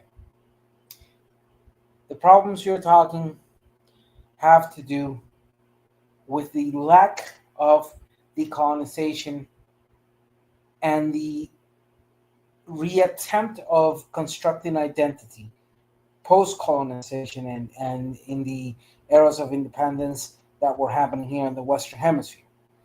The thing about the Caribbean is you have to understand that you had islands under the control of the British, under the control of the French, under the control of Netherlands, under the control of Spaniards in that sense. So, for example, look at a place like Jamaica, which, funnily enough, has a lot of influence in my Afro community here in Costa Rica. Funnily enough, Jamaica was first conquered by the Spaniards and then taken by the British once they defeated the Spaniards. And once Jamaica became independent, which was one of the later countries in the Western Hemisphere to become independent, it unfortunately did not have, or did not reconstruct itself as ideally as one could say. But that wasn't the fault of Jamaica in that sense. By the 60s, you already had a process that was well over 100 and some odd years happening in Central America and some other places in the Caribbean, like Haiti, the República Dominicana, etc. And you already had the colonial control of the United States in Puerto Rico. And if you look at the upper side of the Bahamas, which also is another conversation there, still in their complications that had a lot of influence in that sense. And in the matters of what this person was speaking in this particular video, there is a distinct perspective, difference of perspective. When we, the Central Americans and the Afro communities or indigenous communities, or the combination of thereof, sit down with the Caribbeans, that historical difference is heavily marked, because at the same time of that clear distinction that we make of the historical difference, which I spoke on before, the difference of how our independences became, how we constructed nations, etc. The other factor which is there is the fact that we as people have pressured our own governments to, via the official ways, remind Europe, hey, you owe us reparations. And we've taken that step through the CARICOM and through the mainly through the CARICOM, in that sense. So at the end, what it's funnily enough is the Anglo-speaking black section of the Western Hemisphere, their exceptionalism and their self-centered arrogance has avoided them to sit down and realize that they could work with us in that manner to pressure and continue pressuring the historical reparations of Europe. But of course, that's just one way of getting shit done. It's not like United States. Just last year, May, there was a Inter-American Afro Community conference in Georgia with Colombians and United States. But again, this whole conversation goes to a broader sense of, I think it's extremely difficult for people of Africa to really dwell into our history without acknowledging that we were the first ones to push for and achieve grades of independence in many ways. Some more tardy than others, but at the end, by the time Africa, the majority of Africa, excepting perhaps Libya, that became independent on 1848, and another country in which escapes my mind right now, but the majority or 90% of Africa became independent post-World War. By that time, a lot of us, except perhaps a little bit of Jamaica, we saw the separation of Barbados from the Commonwealth just recently. They decided to separate, which sent massive shockwaves throughout countries like Jamaica, Canada, and other islands in the Caribbean that are still part of that Commonwealth. So at the end, I think that the most important thing is to sit back for a moment and understand our history, and the problem, the good, the bad, and the ugly of that particular history that is still is ongoing, but without doubt, it will tells us in that sense. And one really interesting part of Barbados is that half of the population of 240,000 people approximately that live in Barbados, half of that population is irreligious. They do not have, nor do they identify with any sort of religious,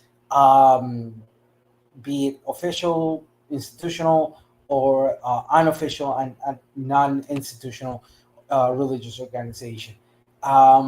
So that calls my attention, and that's the data from the census of 4 years ago, 2021, 2021, years before. So at the end, this whole thing's about Rastafarians, etc. Just like the Hebrew Israelites, so-called Hebrew Israelites, are just fabrications and are symptoms of the lack of work that we've had to do, and that still is owed of our decolonization post-era of independence. I hope I was clear. If you have any questions, go for it. Yeah, good stuff. So Trigger said Barbados. Yeah, Barbados is considered a secular country where, unlike my country tells you straight up, we are a Christian nation. Barbados doesn't do that, but we know, like Juan outlined, most of the people in Barbados are Christian and Anglican, and of the Anglican variety, like I grew up under as well. So now that we're talking about that, real quickly, if I may, can you tell me in the last 200 years, here in the Western Hemisphere, I'm just talking about here from Argentina up to Canada plus the Caribbean, 35 nations. Which of those nations have not stated that they're not a Christian nation?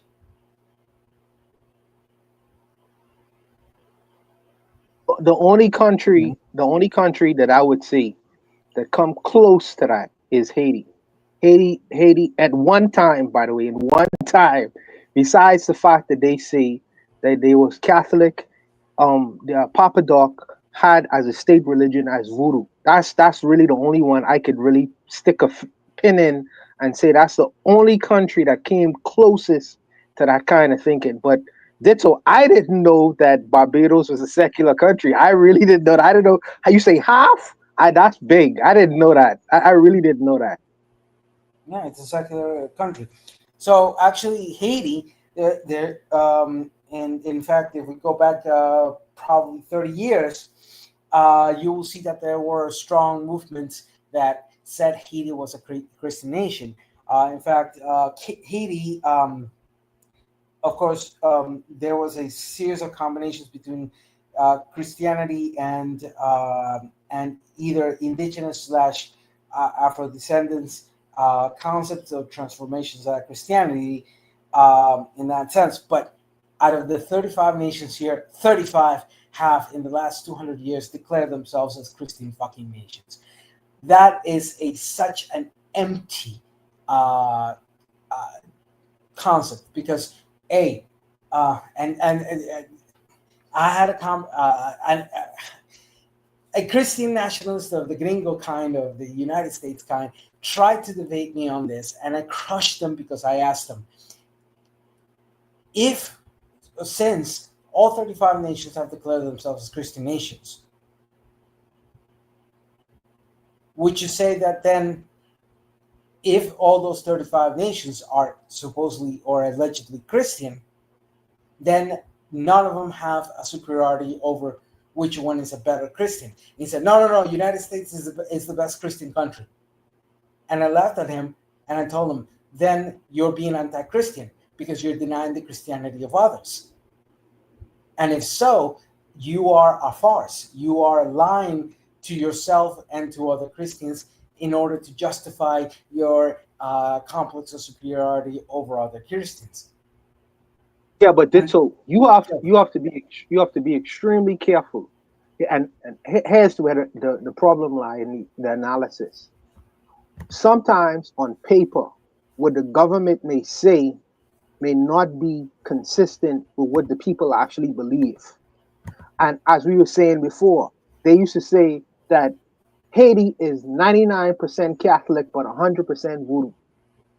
So it's sometimes there's a distinctive difference in terms of what's written on paper and what a few men in the government say in compared to what the people on the ground actually believe. Sometimes there's a vast difference, brother. So when people look at the statistics, say, well, hey, on paper they all Christians.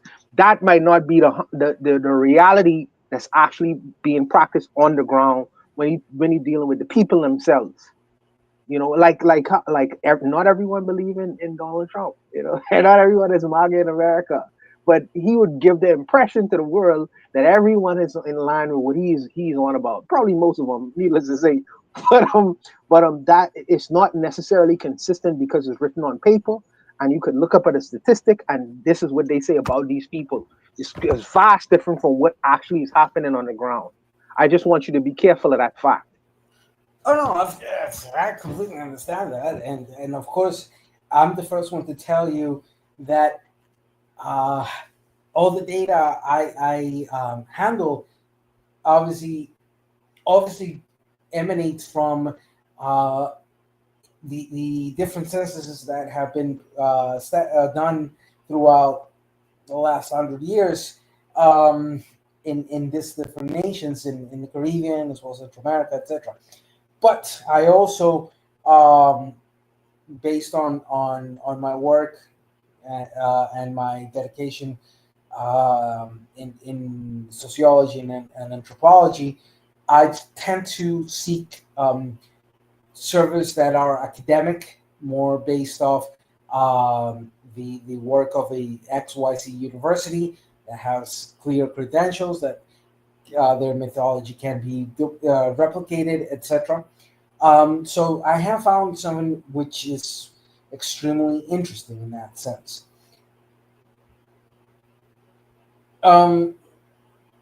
There's no doubt that people will lie or refrain from the official census type of investigation, but a non-census, non-governmental survey or approach tends to have a better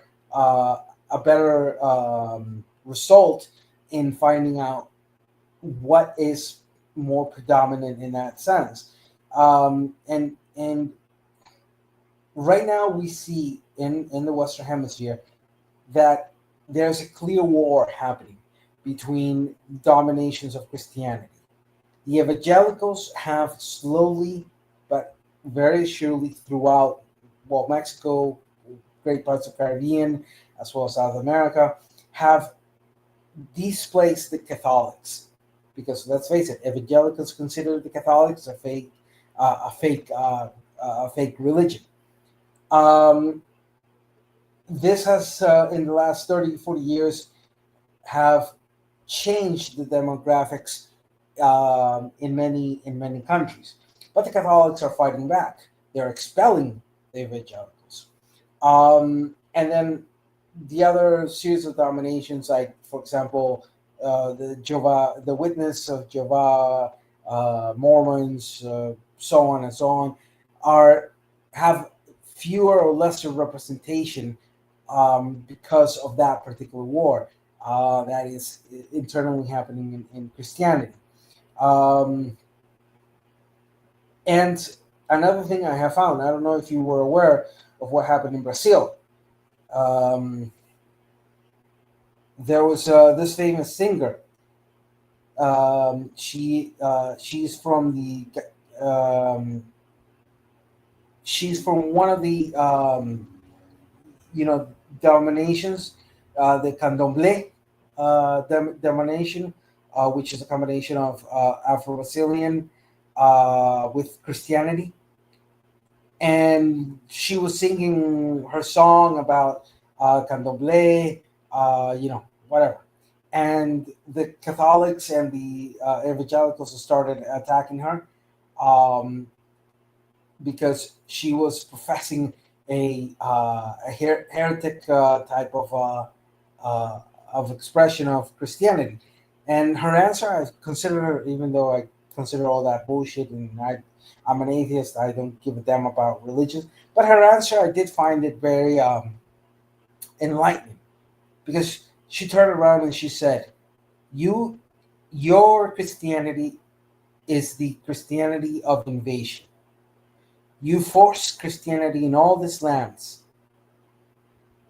but we defeated Christianity of the European kind and any other kind when we readapted Christianity to our own necessities. Of course, it's bullshit, but at the end, it's an enlightening question, because Christianity is defeated by its own hubris of trying to impose themselves into everybody without realizing that it's such a weak religion that it can be adapted to the whim of anybody else.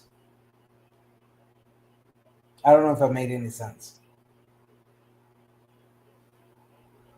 No, you made perfect sense. No. I think that he made perfect sense. Beyonce, for the English speaking crowd, also used symbolism of African symbolism in a lot of her performances as well, and she was attacked by a lot of Christian people, black Christian people, by the way, calling her devil because they don't understand. But I believe that but because she's an English speaking world, she's attacked similar to the sister in Brazil. The same things are going on. There's always going to be a whitewashing of our religions. There's always going to be a whitewashing, unfortunately. But for the people who want to carry that line, like I say, I leave the holy man alone, because the holy man have a job to do, just like Ditto have a job to do as a pragmatist. So it is what it is. It is what it is, man. Yeah, I get where you're coming from. Yeah, my job is to remind people religion is BS. The best way of being free is as far as you can from any sort of religion, and that here in the Western Hemisphere, we defeated the Europeans regardless of their gods or our use of those gods because of colonialism. So at the end, my job is to remind everybody there's no Christian nations whatsoever.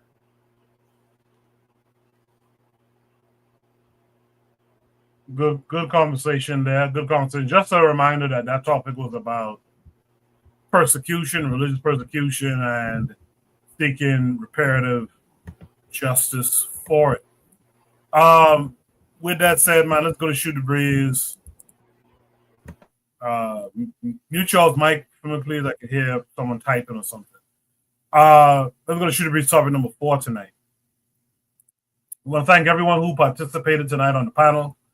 We're going to end around 11. I want to thank everyone who's participating in the chat. I see Joe just joined us and said good evening. So good evening to Joe and others. Shout out to Black Steel. Black Steel was the topic of a comment left on a video recently. Shout out to him. Hope all is well with him. Shoot the Breeze topic number 4 says Stephen A. Smith apologizes to Crockett over quote-unquote street verbiage remark. This comes with a link that takes us to YouTube. Make sure you guys can see my screen. You can. On YouTube, we'll watch this video from Dr. Rashad and Dr. Rashad Ricky, and then we'll, Richie, and then we'll discuss it. Do Stephen A. I know Stephen A. a little bit. It's just he's just saying things to be saying that. Here's the update.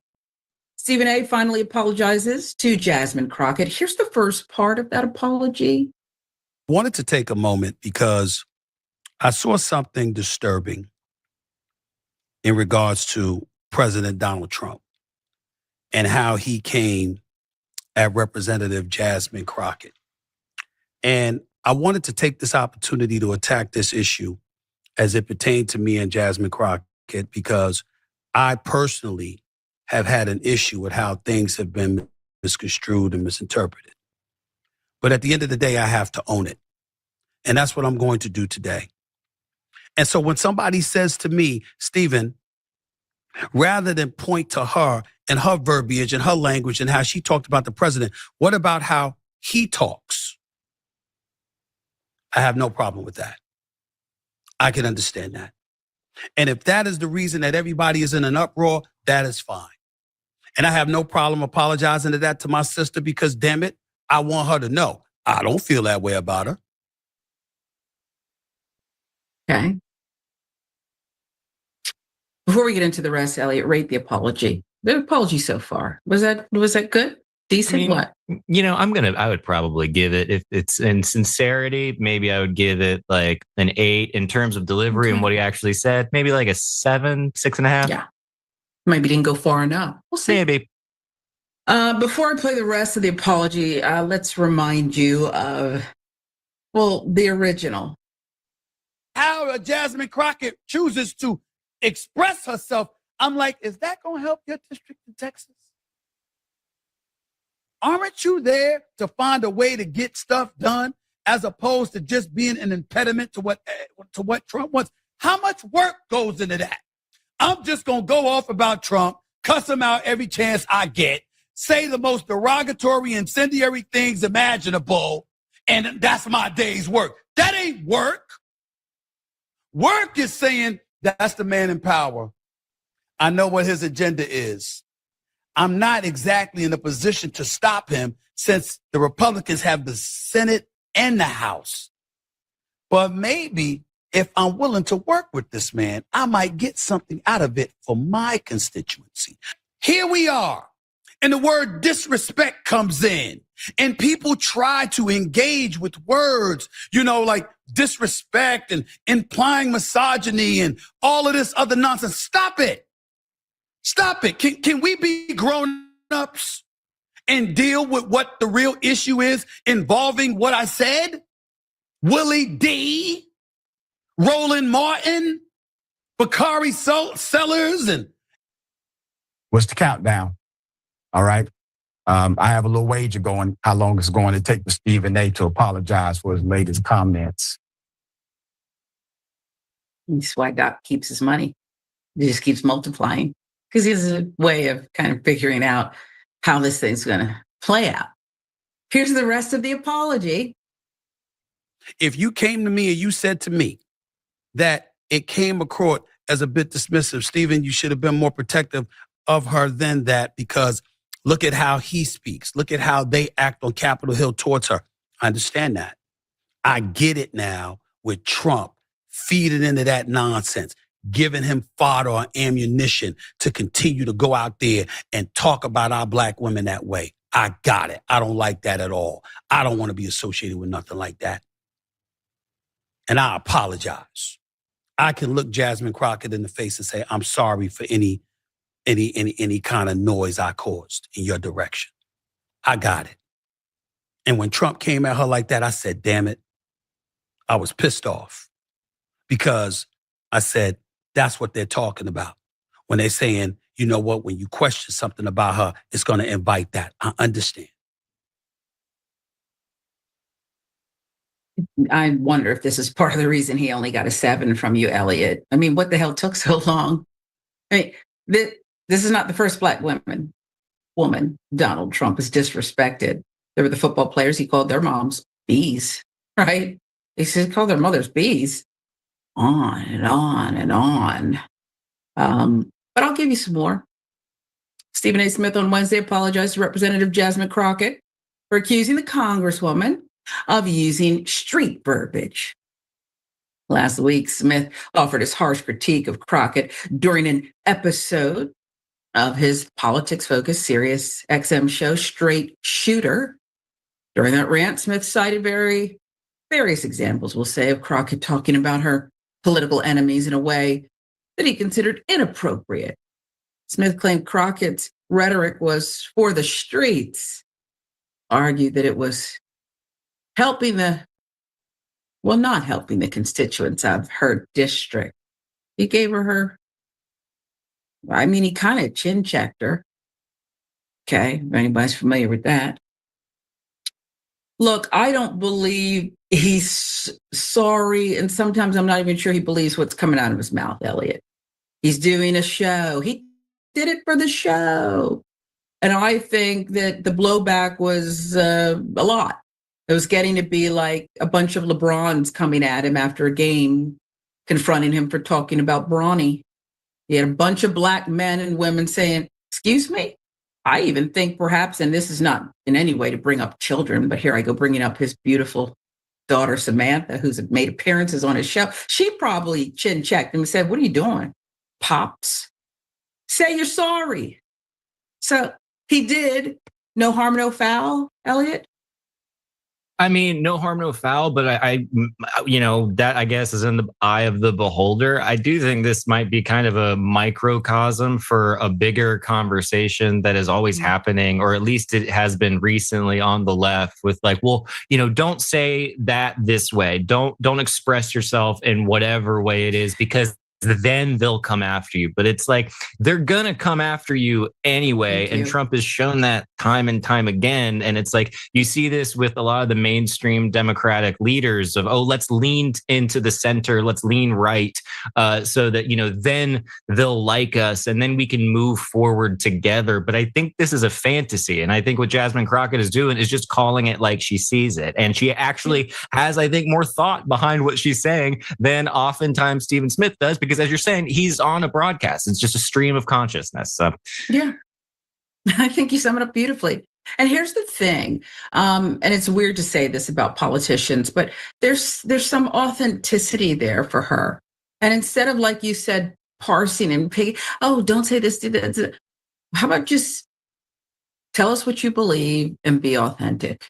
Just be, right. Ironically, what's his thing called? Straight Shooter? Is that Stephen A's podcast? Why not just be a straight shooter?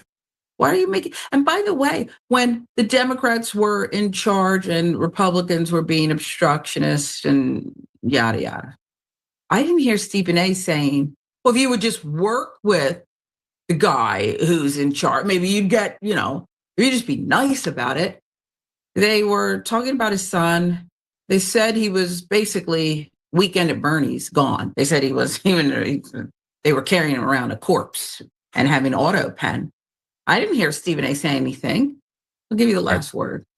Yeah, I mean, imagine if the advisors to Donald Trump at the beginning of his first campaign had been like, hey, man, tone it down a little bit.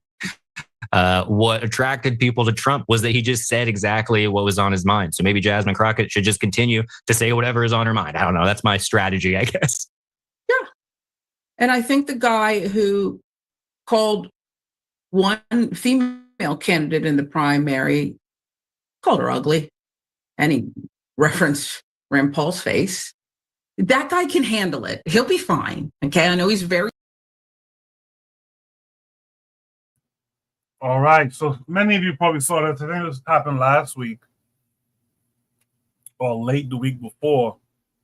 Stephen A. Smith, popular ESPN sports host, who some believe is going to make a foray into running for president one day. He hasn't confirmed it. I think he has denied it.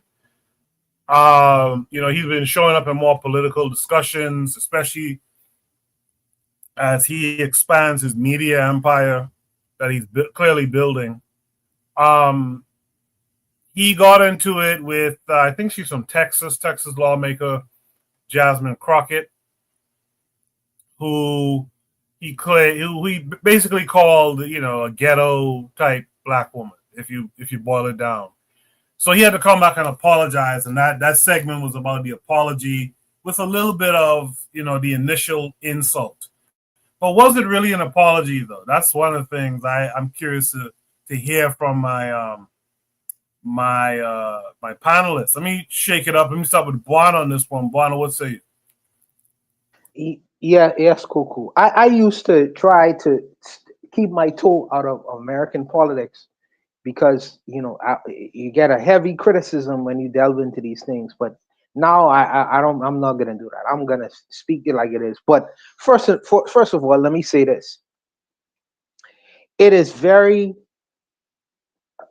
irritating in terms of a discussion between a black man and a black woman, and whether he apologized to her or not, where this black woman deferred to this white man to say, you think he apologized? You think that was good enough? To me, that is cringeworthy. That is cringe. Why is he in the discussion? This has to do with the relationship with one black man calling a black woman something, and then a black news podcaster mentions something about it. Why is this man being deferred to? Why is this white guy being deferred to? To check and see what that, to me, this is plantation politics 101. I don't like that. I don't particularly like that, but I'll leave that alone for now. As far as the discussion between the two people, I know that Stephen A. is an opportunist. So is Jasmine Crockett as a politician. They sit on different sides of the aisle, but they come from a perspective where they trying to get the best opportunity for themselves as possible. Stephen Smith is a businessman, a newscaster, making $100 million. Jasmine Crockett is a wealthy woman. Whatever criticisms are levied across the board, one person apologized or whatever. As far as Brother Bakari say, the lunatic in office, the thing is, Stephen A. Smith made a criticism of Jasmine Crockett, but the lunatic in office is taking literal AI and shitting on the American public. Literally, he's shitting on the American public. He calls people low IQ. He calls people all various different names. So I understand that Stephen A. is something what you would call to be an accommodationist.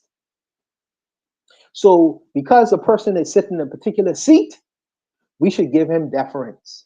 Because he's the prime minister, because he's the president, we should respect the seat itself. This is old school politics 101. But the reality is, if you understand what America is about the freedom and the liberty to speak freely. There are no kings. So if someone is doing something that is going against what the Constitution, which is fundamental to American politics, is, you should have a right to say something about that. If someone is taking even if he's the president, if someone is taking the Constitution and wiping his ass with it, Jasmine Crockett by trade is a lawyer. These things offend her. And then the president gets personal with people who is critical of him. He have a childish mentality. So she is just responding in kind to him. And in watching that, an old school accommodationist, because Stephen A. Smith is from that old school, he can say, don't talk to the man like that. The man is the president. Give him deference. I see the same thing in the Bahamas. But we don't have the same kind of constitution. She has a right to speak out in a way and in a manner that the president is speaking out against her. But I really think that it's cringeworthy to have as a judge or a decider in the whole matter deferring to the white person. To me, I really don't get that. I think that they should have a black person in the room to see whether his apologies was sincere or not. I don't think that he should be a decider of that whatsoever. Why is he in that conversation? Why is he in that conversation? Why are you deferring to him whether the apology should be taken seriously or not? I don't like that at all. I don't like that at all. You know, as far as the apology itself, well, you have to ask Jasmine Crockett whether she accepts his apology or not. You know, whether she sees his apology is credible or not. You know, it's people make mistakes. And you can't judge the sincerity of a man when he publicly goes out there and say, I'm sorry for saying the things that I said. Who are you to determine whether he was sincere or not? He could be 100% sincere. The problem I'm having sometimes is I'm standing away from the discussion because I'm not an American voter. I don't have a dog in the fight, but I start at a distance. And I'm saying as Black people who are both taxpayers, they have the right to be represented politically how they see fit. If a person is conservative, they have a right to be conservative as an American taxpayer. And so does a person on the other end. But we get into these things and name calling and whatever. They have reasons for why they vote the way they do. They have a right to do that if you want to live in an American society. But as this person to be the judge, the ultimate judge of what is right and what is acceptable, to me, that is absolutely cringeworthy. Absolutely cringeworthy. In terms of us, quote unquote, street verbiage, I understand where he's coming from when he says that. I understand. Jasmine Crockett is a well-educated woman who went to law school, but it seems when she is politicking, she speaks in a language of the people she's representing. That's intelligent behavior. Everyone does that. Trump does that when he's speaking to the masses of his unwashed conservative people. He does that. He does that. You know, but it's a double standard. Now it's considered to be street verbiage. What is it when Trump does it? Is it redneck verbiage? I think that American politics to me is sometimes fascinating. It's absolutely fascinating. But people are going to do what they're going to do. And whether it's acceptable, I don't think is for this white gentleman to determine that. I think that there's a conversation between two Black people or a third one to decide whether it's acceptable or not, in particular Black women. But I'll just leave it there, Coco. I know I went on for a while. Still, it's not redneck. It's not redneck rhetoric. It's called expired Cheeto rhetoric. Well, so since you're speaking up, you might as well give us your thoughts on the topic. Yeah. Come on, I thought that was at least gonna make somebody laugh. Trump's expired Cheeto rhetoric. But anyhow, I'm gonna put this simple.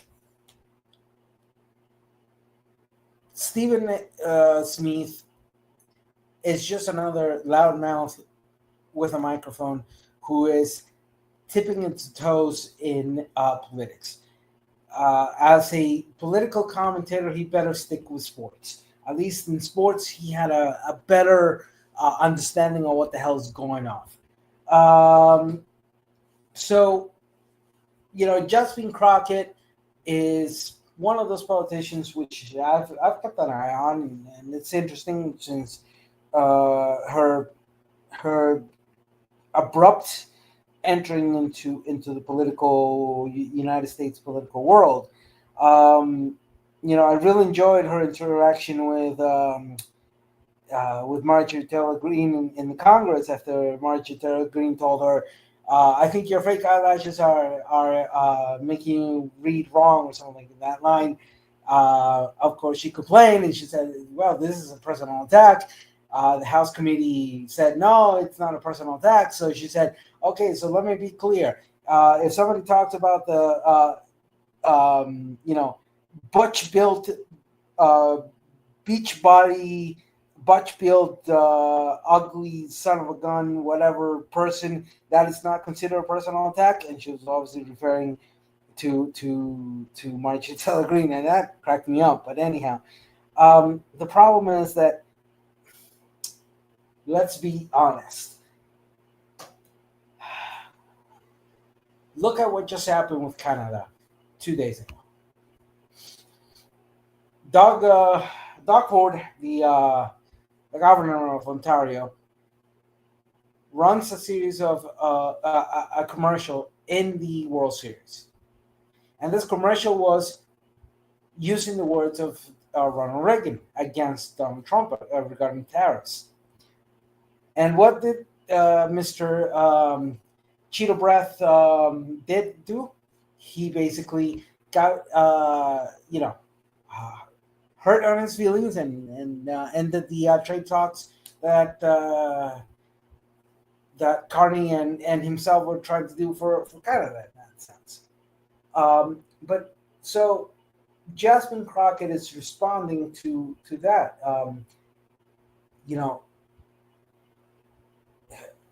Let's be honest.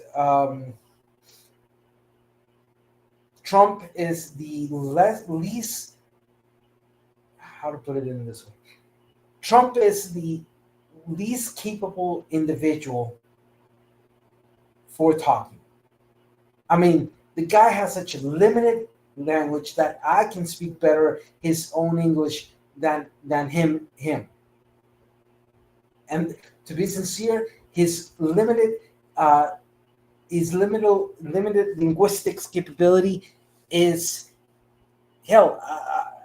A kid learning to speak can give a better speech than him. And of course, all he does is, act like a kid whose only resolution is to insult everybody, but then gets pissed off and demands respect when he gets his up and comings of getting his ass insulted.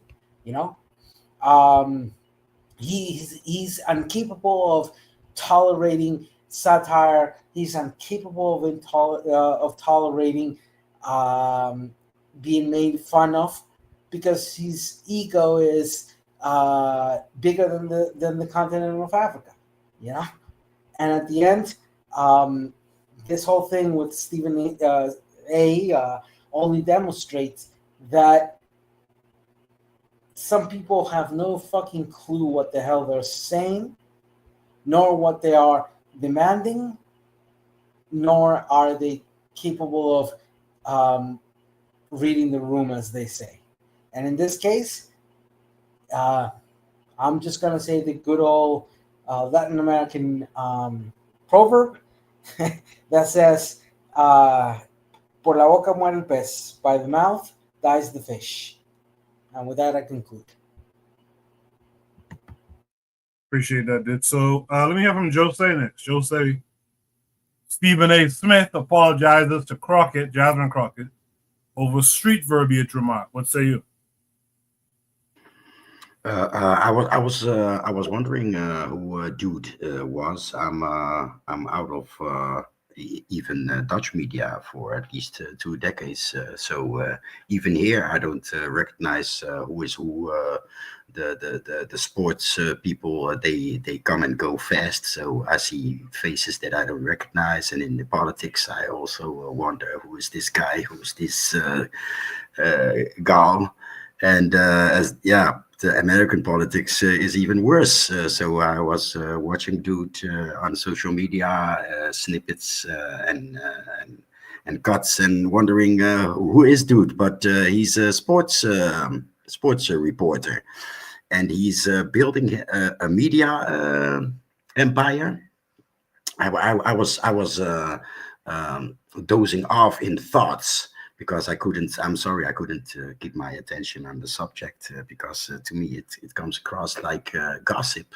Like you know, like 20, 30 years ago, these type of things happened between entertainers, you know, and now it's politicians.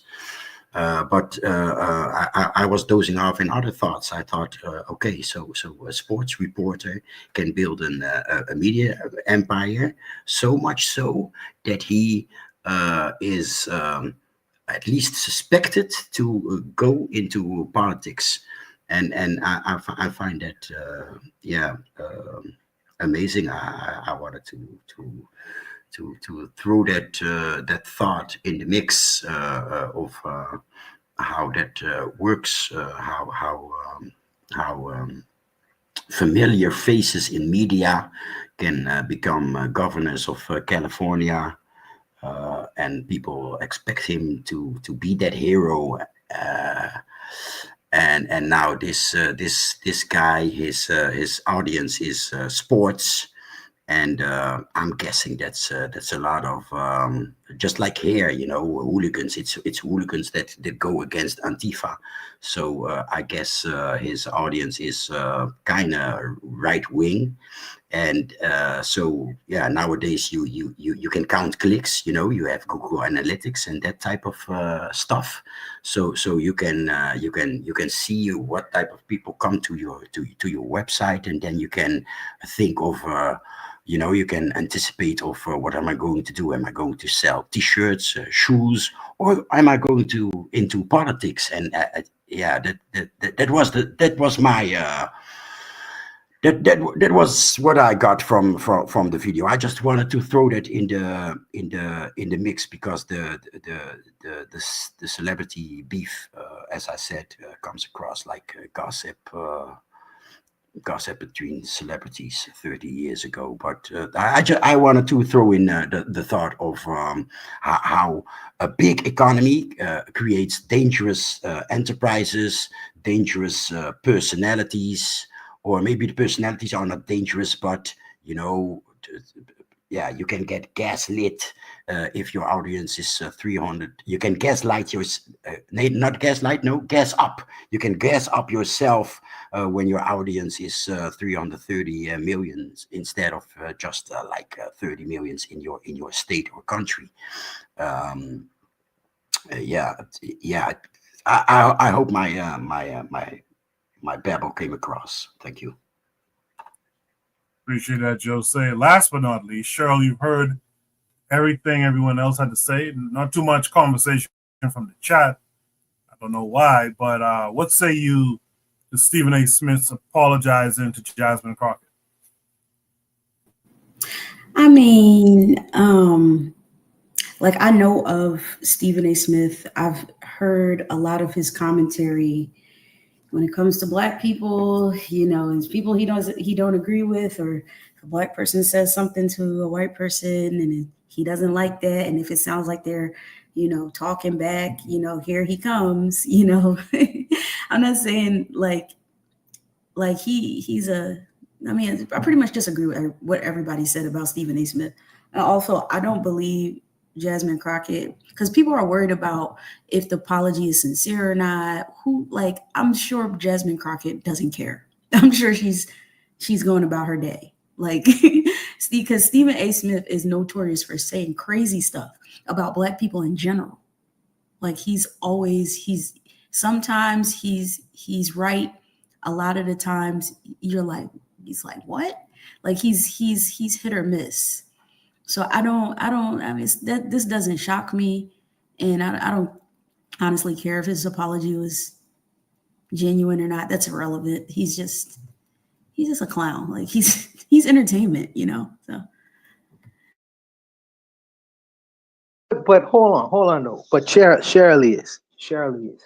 The beauty of America is the fact that someone who is an actor could become president one day. You know, someone who was on The Apprentice could become president one day. Someone like Stephen Smith could become president one day. The people worship Americans seem to be, now you could correct me if I'm wrong, they seem to worship celebrity. So if you could put yourself in that position, you kind of like have God status. It's like I could be president of the United States. You could be witnessing the president of the United States, but on a different tone, on a different note. I understand that. No, sorry. and you could correct me if I'm wrong, but All right. but on a different note, right? Yeah. On a different note, right? The man did apologize to what he to his statements against the sister. He did apologize, right? Rightfully so. And I say, well, I don't give a damn if he apologizes or not. But I mean, he apologized. I mean, what you want the man to do? What you want to do? You know? Because did he apologize to her, or is he just apologizing to social media? Because that's why I said well, he apologized publicly, and he apologized publicly. he didn't apologize to her, so she don't. I'm just saying, it's like whatever. It'll blow over next week. Like he's just doing it. I think he's just doing it to save face. Whatever. I mean, it just sounds bad when Trump is saying something bad about Jasmine Crockett, and here he come like the Sambo behind him, saying something bad too. That's what it sounded like. He probably replayed himself and heard how crazy he sounded, and he felt bad because he's starting to sound like the bull from Django. It started to sound like that guy from what's his name? Steven. Yeah. That's how he started to sound. He felt bad. So he started backpedaling because he didn't want to say something negative about a black woman after a white man said something negative about a black woman. Because it's not a good look. That's why he did it. So yes, I hear that. But let me ask you a question. And is it okay for black people to have a conservative position in the United States of America? Whether you worship Trump or not, take Trump out of it. Is it okay for a black person in the United States to be a Republican? Is that okay? Considering the fact that they are taxpaying citizens, they have their own personal politics for the reasons why they can take Trump out of it now. They have reasons why they want to consider themselves a Republican. Is it possible that a person could be a Republican-minded person without being an Uncle Tom? I mean, I don't think every black person that's either for either party is an Uncle Tom or not. I think if you come to America, or if you have lived in America for however long, you see America as everything, and you don't see anything as anywhere else as worthy of living, or of anywhere else being of value, and America is it for you. I don't think you're an Uncle Tom. I think your mind is just made up. I think if you come to America, you thinking America is the land of honey, well, then that's just what it is. I wouldn't call you a Sambo per se. I think the person is confused politically and socially. They're confused. But to answer your question about can black people be conservative? Black people are naturally conservative because black people are not. I mean, black people have conservative views, like sending, not having the alphabet stuff in their schools. Their politics and values oftentimes align with white politics and values, and that's steeped in religion. And so I wouldn't say it's a Sambo-ness. I would just say it's a sickness of the mind. If So you think so you would say that a conservative person who, as you say, don't like LGBT politics, have a certain view of how they want their economy to be run and things like that. So you consider them not to be Sambos, but you consider them to be sick? I think there are Sambos, but I think a lot of black people are just confused. And I don't want to be like, oh, you a Sambo. And a lot of the times black people believe in the things that they believe in, and they don't even realize it. They don't even realize that they're connected to white people through their politics and their religion. So it's more like a mental illness that we have yet to get up out of. So, but I wouldn't, Sambo, because Sambo to me, it sounds like, like some of them are Sambos. Like I'm not saying that they're not. Some of them are, but some Black people are generally confused about their position in America. So I wanted to kick into this because I think it's a very, very necessary conversation. I'm going to give this in the following example. Just recently, Japan elected Sanai Takaichi, the first woman prime minister.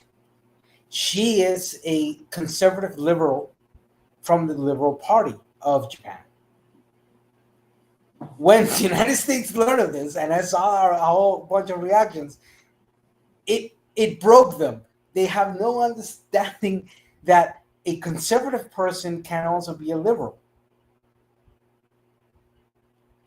And, yes. To aggravate the situation, the Prime Minister Takaichi is also a semi-nationalist, very similar or very close to Trump type of politics, in that sense. So to answer that riddle, is a person of the United States, born and raised in the United States, a Black person or Afro-descendant person or a African descendancy of slavery person, etc., whatever terminology we want to use, but a person of color, is it okay for them to be Republican?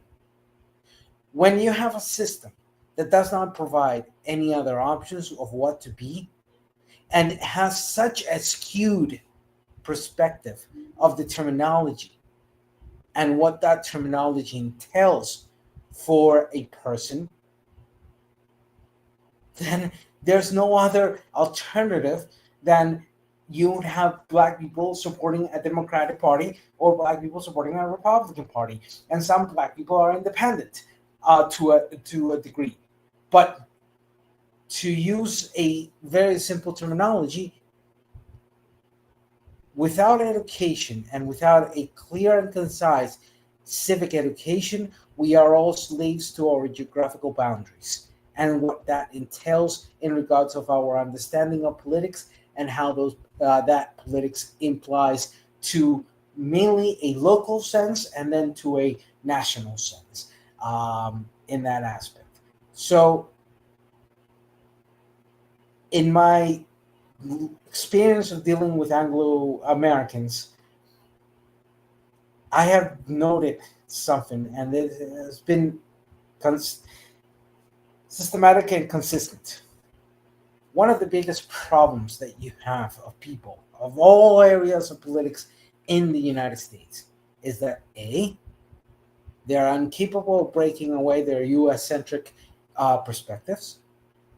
They fall and are too quick to fall into US defaultism.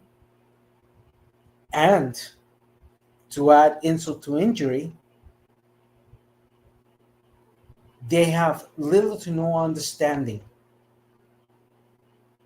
of the function of politics in the modern world. And this is something that happens across the spectrum in the political world of the United States. And it's very unique to them in that sense, because contrary to what belief may tell you, in Latin America, that has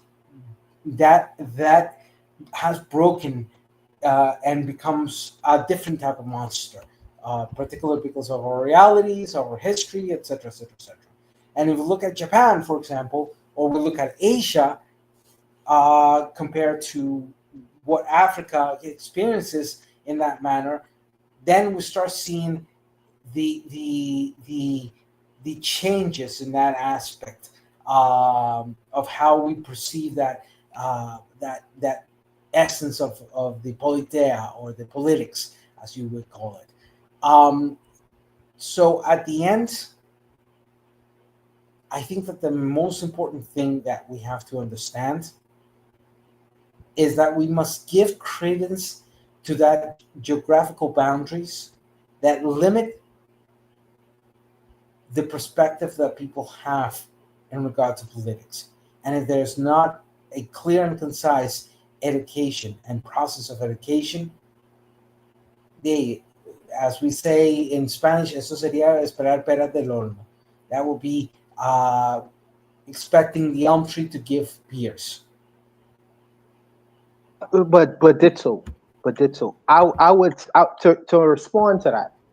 I would say that Americans do have political sophistication. Maybe not the masses, but I would say that they do have a political sophistication because they right now currently they are about to elect a Muslim Ugandan who is a democratic socialist. That to me that is a different that is a that's a variant from the two-party kind of philosophy that you believe that Americans have. So it take a little bit of sophistication to want to elect a Ugandan Muslim who is a democratic socialist. I'll also say this. I want to say this too. Just as Sherelle just said, she said that most Black people are conservative and liberal at the same time. They may be conservative as far as socially, but as far as economically, they may be a little bit more liberal. They believe that it's okay to spend money rather than keep it lock up somewhere in a bank account. Everybody don't think that way. Some people who are liberal minded, economically, they're very conservative. So there is a sophistication that exists within America, but I think that sometimes the media will show you people who may not necessarily be that way. So that's what I believe. I don't know if Shirley's has something to add to that, but I think that I got something to add. Yeah. So this idea that Black people in the United States are not politically knowledgeable, I can see what you mean by that, but you see the same thing in the United States that you see in any other country, especially if it's a settler colonial country where they've had Christian education their entire lives. None of them really understand politics and what they're really doing. That's one of the things that connects us. We're connected in confusion. Okay, ain't nowhere else where there's a bunch of Black people where more Black people are more politically minded than the others, because the thing that's holding them back is religion and who they socialize with, more who they socialize with in the United States. Because of Black people's proximity to whiteness, we tend to have, and in the UK and places like Canada, we have more proximity to whiteness. We have more proximity to whiteness, so it may seem socially that we don't understand certain things, but when it comes to religion, these other countries, man, they got us beat, man. They are. If you ever go to some of these other places, like it's confusion by another name. It's no one place that's more confused than any other when it comes to Black people. We're all confused in different ways, and it all stems from white religions and not practice in the demonization of African thought and African spiritual systems. I just wanted to mention something quickly in that sense and address 2 points. One, in regards of Mamdani, he's an interesting story because, he was born in Uganda, but he moved to the United States in 5 years. In my own personal history, I have somewhat of a similar story because I was born in Costa Rica and I moved to the United States when I was 8-9 years old. Of course, the difference is that difference of 3 years marked a complete different route as to the how I adapted into the United States, how I incorporated certain cultural aspects, because by that time, 8-9 years old, I was entering the first steps or the first moments of my most formative years. In the case of Mandani, he moved to, if I'm not incorrect, New York by the age of 5. So he started that process of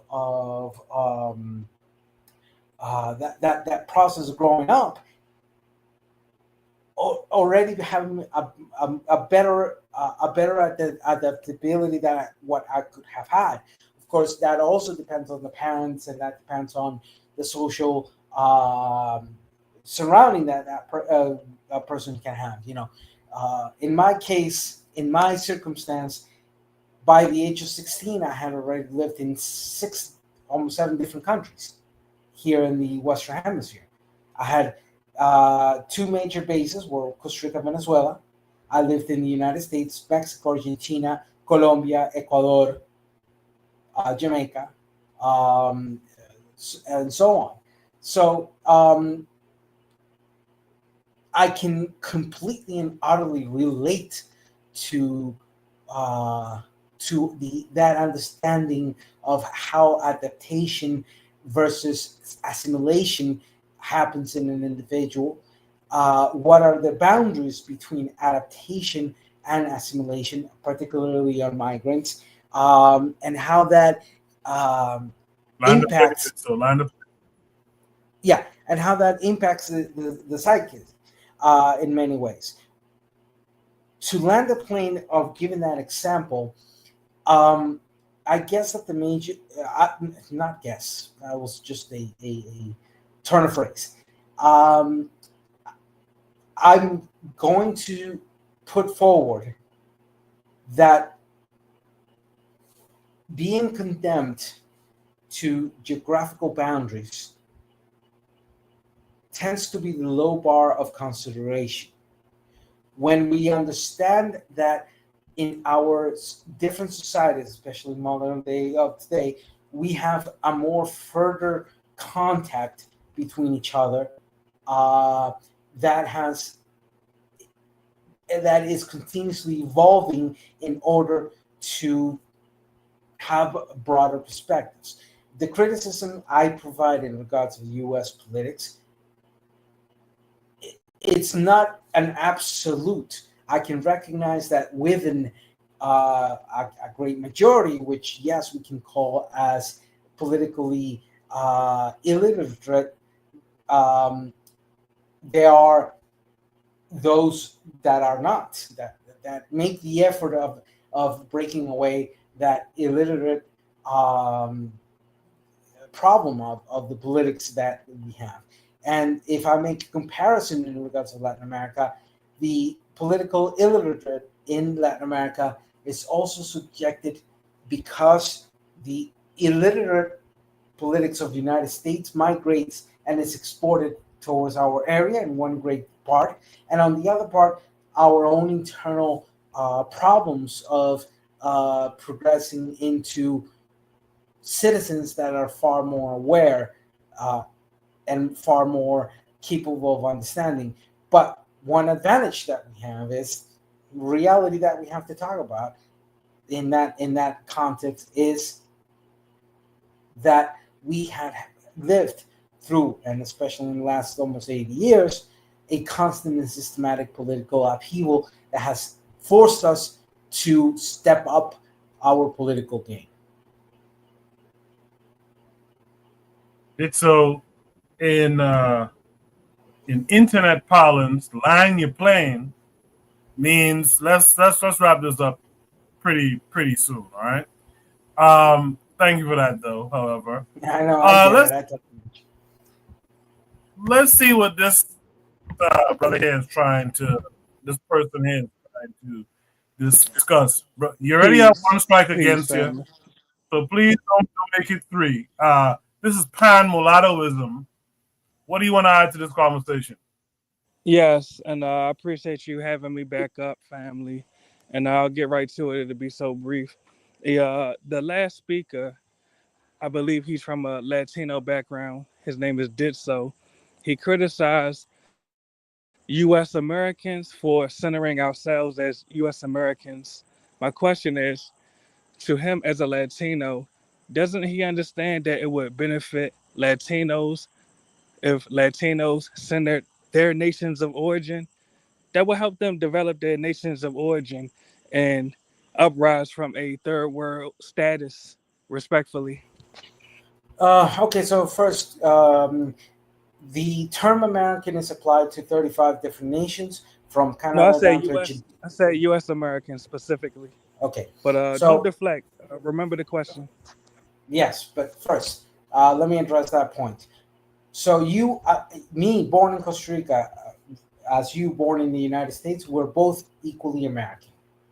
Yes, but did you remember the question, brother? Yes, I remember the question. Stop interrupting. All right, go ahead. So, in this sense, your argument that would it not benefit Latin America to exit, quote unquote, term you use, third world country, which means absolutely nothing.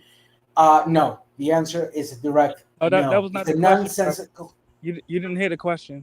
Respectfully, you did not hear the question. The question was, wouldn't it benefit Latinos if they centered their nations of origin? Don't you understand that will help them elevate from a third world or impoverished status? Now go ahead, brother. Okay, first, there's no such thing as third world. That's why I said impoverished, brother. Impoverished. So go ahead. First, the so-called impoverished and the economic problems that face Latin America are directly related to, and particularly more aggravated in the last 80 years with contribution of the hegemony of the United States. Exactly. And so shouldn't you send it yourselves? Right? Second, you send it yourselves to fix the country up? For example, if we look at the coverage of electricity in Central America, with high concentrations of countries like Costa Rica, Nicaragua, and others, even if Nicaragua has all the problems that it has. Right now, we have almost 100% coverage of electricity. We're talking about anywhere between 94 to 99% of coverage of electricity. If you're going to try to talk to us in regards of our statuses as countries of industrialization, for example, my country provides the creation of medical tools to the United States. But to give many examples of what's happening those same in tools Brazil. Go throughout Latin America, though? Those tools are more needed in Latin America. Did you forget the question I asked you? I'm not trying to be combative. The question was, shouldn't Latinos center Latin American nations? What do you mean by censor? Exactly. The same way that can I take a crack at it? Can I take a crack at it? Let me answer his question and I'll pass the mic to you. Because it seems like he cannot answer it. But to answer your question that you asked me, and you see I won't run away from it.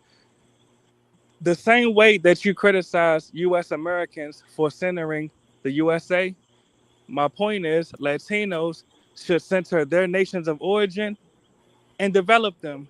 Or in other words, that way you cannot blame the U.S. for allegedly destabilizing you because you have centered yourselves and have developed a defense against the USA. You cannot criticize the U.S. for sending U.S. citizens to your country and buying up all the real estate because you would be buying that real estate yourselves instead of fleeing to the U.S. But to the second brother that wanted to answer, go ahead. Oh, hold on. I want to address this. Oh, all right, go ahead. I find your argument extremely arrogant, and actually extremely lacking of understanding of what you're even proposing. You're saying, shouldn't we censor it? Should you censor yourselves is the question, bro. It's not rocket science. No. The problem with your argument and your arrogance in that sense of the arrogance of that argument is that you are woefully unaware of all the things that have been done, good, bad, the good, the bad, and the ugly, to attempt to improve our own statuses. For example, how is it that in Latin America we're able to for good or for bad or for worse or for better, we have been able to process and fight against our own internal corruptions. For example, the judgment of Alberto Fujimori in Peru, or taking the So, brother, Bolsonaro did you hear the presidency. question? So Brother? why is it that the Go ahead. top nation of the world, you even pardon a corrupt president like Nixon and let him go home? Brother, did you hear the without question? even facing your own corruption? All right, let the other internally? brother answer, please. Let the other brother answer. So You cannot no, answer. see, Let you the other keep on brother answer. interrupting and you're not even listening to me. Brother, We you're are attempting to extremely deflect, bro. And you're long-winded. self-critical of our own realities, and we All make right, the efforts to change it. The question is, all right, can why you pass the aren't mic you to the other critical of brother? your own reality and realize that you have not made the sufficient efforts to change your own country and the impacts of those things that then come to our own and make things worse? All right, great deflection. Let the other brother answer. Go It's ahead, not brother. a deflection. All right, let the you're other now. brother answer. You've spoken enough, bro. Please. Really. No, see, Now let the other brother this speak. is what angers me, because you Yo, are. Pan, you got to hold back. Let his brother finish, land his plane. All right, yeah, please. You take the answer. You take the answer that you get, and then Buano will speak. All right. Did Solange Prince may be brief because I have Okay, yeah, no, in a brief sense, this panelist question is a loaded question that clearly shows an arrogant position, which does not acknowledge the reality, and it's only a defaultism to then try to say, well, your country, in a very quick translation and in Trump words, is your country's a shithole, mine's is best, you got to do better, without understanding that we've not only continuously attempted to do better, but it's rich coming from a U.S. citizen whose own history and whose own actions have shown that they are not doing better. So how can you demand from us a standardization of do better when your own actions as a country is also showing us that you're not doing better, and that you're all right, so I guess you'll keep running equal to the U.S. All right, just let the other brother answer. You're going to keep running to the U.S. Just let the other brother answer. Maybe he can address it. Yeah, as long as Ditto is finished, I don't want to interrupt him at all. No, I'm done. bro. Obviously, the brother doesn't want to even listen to me. He's not Okay, listening. maybe. Long-winded. Even the host Go told him ahead, he was Moana. long-winded. Go ahead and talk, Moana, because I got to go out Yeah. here and attack this guy. Go ahead, Yes, sir. Moana. I'll be quick. So Pan mulattoism. Your argument is yes, sir. And I'm not going to be hostile to you. I can't promise the other brothers won't, but I'm not going to be hostile. It's all right, brother. I'm listening. Go ahead. So your argument is, why don't Latin American countries be more centered in terms of how they govern their country? But let's just Center see. themselves. Center themselves. No problem. But let's just say, for instance, Venezuela,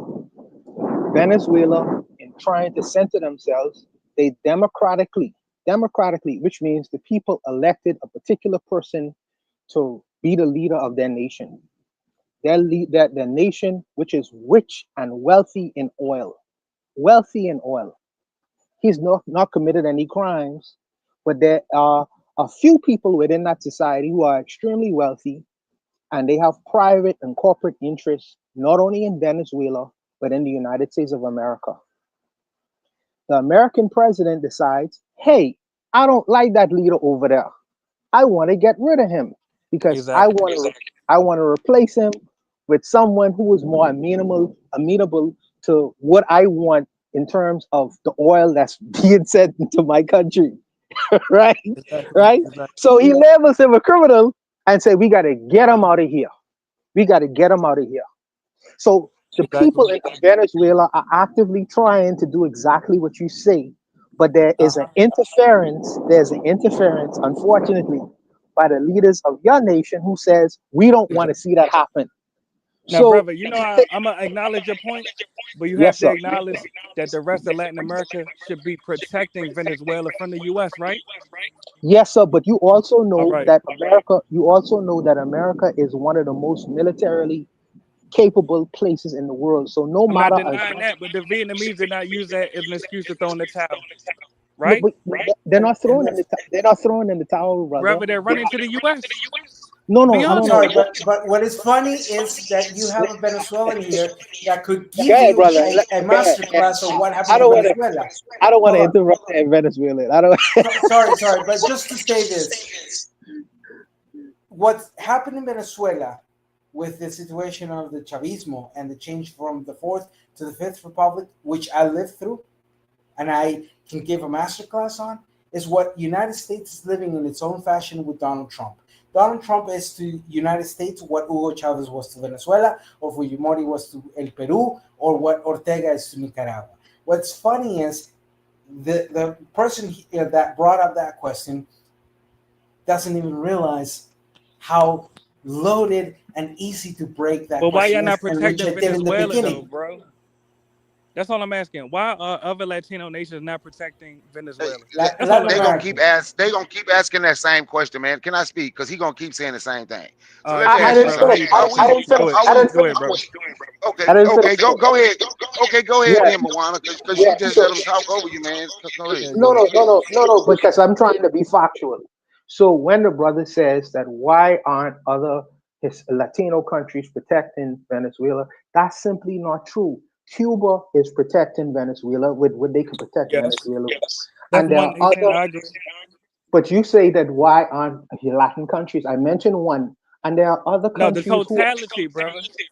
no, but I'm saying, but you will never have a complete. You don't believe in. You believe in mulattoism, but Exactly.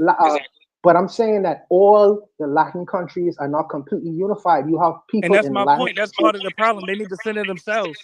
Back to my initial question. No, Don't you no, no. understand You that don't, brother. You don't have it would uniformity. Hold on. benefit? In America, Go in ahead. America, in America, all black It's people don't agree with one another. And So I how can do you agree that expect that's the a Latino problem, right? to? Hold on. How I do it's you can such agree a that expect? that's a hypocrite problem. position. It's Hold such on, a brother. One mic hypocrite at a and time. flawed One mic at Okay. a position. time.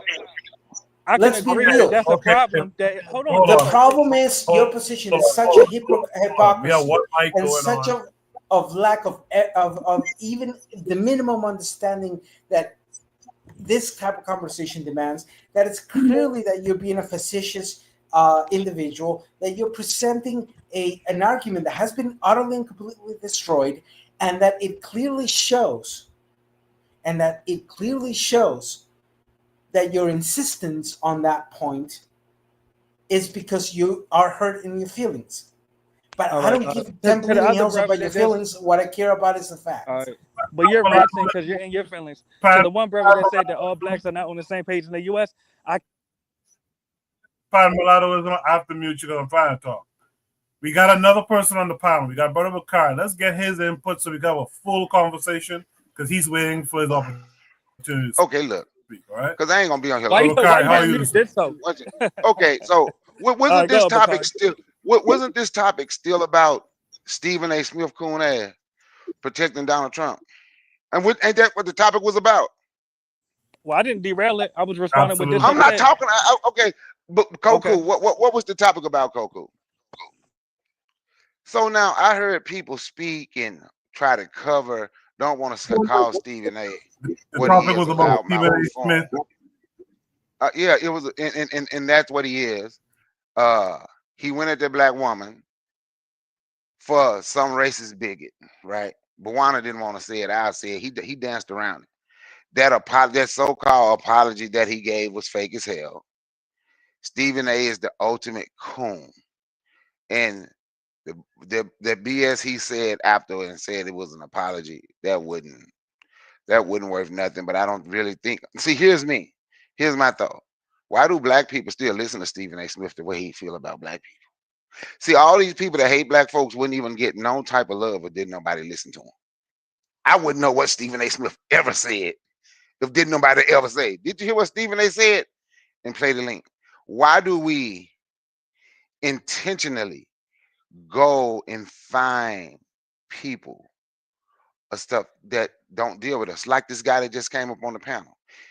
Why do these Pan-American, pan-mulattoes, the perfect slave baby, he's pan-mulattoism, the perfect slave baby, come to Pan-African spaces, ask questions that have nothing to do with the topic, and people get off topic to try and entertain him.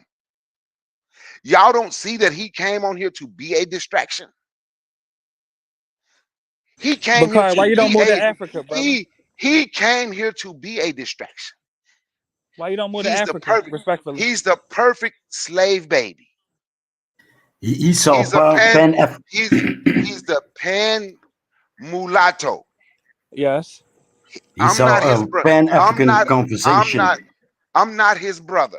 But why you want to Y'all live in let him Africa, go. though? You live Y'all underneath the let white man him in the U.S. by mute him, choice? Koku. Mute him, Yeah, Koku. run to the Y'all moderator. allow him to come and distract. We allow people like Stephen and other folks who don't like black people to enter our spaces and in our mind. Why? Why you don't live in Africa, brother? If we are trying to build ourselves and we're having a discussion about how this black man disrespected a sister for some racist bigot, and we allow some distraction come up here, call himself pan-mulattoism, and start talking about why don't Latinos center themselves. Had nothing to do with the topic. Had nothing to do with the topic. Nothing. Nothing. We have to learn, and I ain't telling Goku how to run his panel or anything like that, but we have to learn to just cut some of these people off, man. They're not with us. They're really not. So what's their purpose? They don't even have a purpose when it comes to talking about trying to create some type of unity. They don't have a purpose. The conversation was eating him. The conversation was eating him from inside. Because he want to take up, he's the perfect slave baby. He want to take up for the racist, the bigoted lunatic in office. He want to take up for Stephen A. coming at Jasmine Crockett. But since he felt he might get some pushback on that, I'm going to create a distraction, and I'm going to start asking Ditso about Latinos center themselves, and why can't we, why do they keep running to America? Like, huh? If that was a topic, it could have been a topic, and people could ask why all these people that call themselves Black Americans is running to Latin America to live. You see what I'm saying? It's he came here for a distraction. That's it. I'm listening. I can't even be on here long. I'm listening, and I was enjoying the show. But we got to learn to get rid of these damn distractions. These people, they're not on our side. Unless we setting up a debate, unless we're getting ready to debate them and they come around. They are not here. He was here to do what he did. So don't worry about nothing he say. Don't worry about nothing that Pam Mulatto say. The topic, Stephen A. Coon as trying to come at Jasmine Crockett and protect the lunatic in office. And that's what then he gave a false, then he gave a fake apology. That's what it was. He gave a fake apology. He did. Bakari, can I answer? Can I answer your question? Wait. I really ain't asking questions. But go ahead. I thought you say, why do we entertain these people? Right? Didn't you say that? Yeah. The reason why I am open to entertaining some people who disagree with us, like you say, whatever you call them, right? The reason why I do that is it's not about what they say, it's what they do. People come to this panel because there's a lot of ignorance out there, brother, and they hungry, even though they hate. Listen, it's cognitive dissonance going on, right? Even though you hear that, they continue to come on and listen to what we have to say because they hungry for good information. They black people who are hungry, and who am I as a black person to leave them starving? That's how I look at it. You know Well, some people just gotta stop. Well, you know what? Some black folk, some of these people, you're gonna just have to let starve. Because he came here strictly to be a distraction. I'm gonna ask, since you wanted to entertain him, I'm gonna ask you a question. Anything he talked about, was it on topic? No, sir, it wasn't on topic. No. So he But came here to be a that's distraction. yes, sir. But But that's Coco job. Coco job, and he was doing a good job. Is to reel him back to the topic itself. But the brother is he have questions that he want answered, and he doing it in a poor way. And what I would suggest upon mulattoism to do is go on the Discord, put up a post that you feel like you could present to the people, so you could be on topic and we could answer some of the questions that you have. That's the right way of going about it, upon mulattoism. That's how I would do it. And in fact, if he's so concerned on talking in that comparison, sorry. What I was just gonna say, if Mulatto is so interested in talking about the comparison between Anglo-speaking America politics versus Latin American politics, the good, the bad, and the ugly, we could do one-on-one.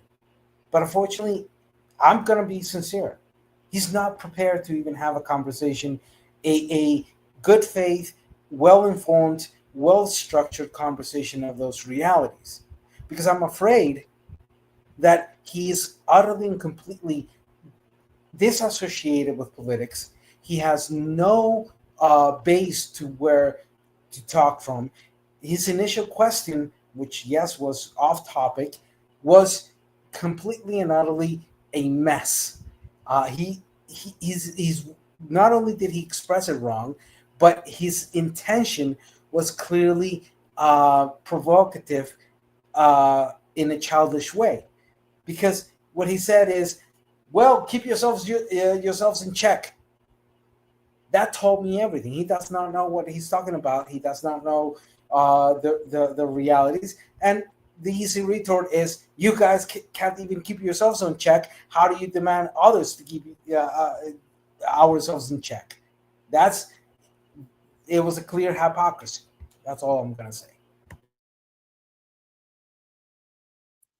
Yeah, I think Juan had a good suggestion, actually a great suggestion. And if you guys aren't on the Discord that I keep mentioning, it's the Bitter Medicine Podcast community, you can click the link in the description, join the Discord, and you can post your prompt, something that you'd like to discuss, post an attachment, preferably that takes us to like a YouTube video or Instagram or TikTok or something, and we could build a conversation around that in that way.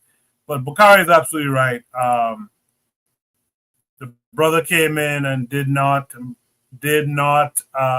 speak to the topic at hand, spoke to a comment that Ditso was making concerning the topic, and the rest is history. But like Buana, I might not put it like Buana, but if I'm just thinking about the optics or the perception of it, sometimes I like the antagonistic voice to a certain extent. And I thought at this hour, with the show ending, even if the brother went off script and got a little antagonistic, it was late in the show, it didn't really matter so much. But I want to throw it to the folks here. Is there any last thoughts on the actual topic at hand? Yeah, I think that I think that Brother Bakari, I have to give deference to see.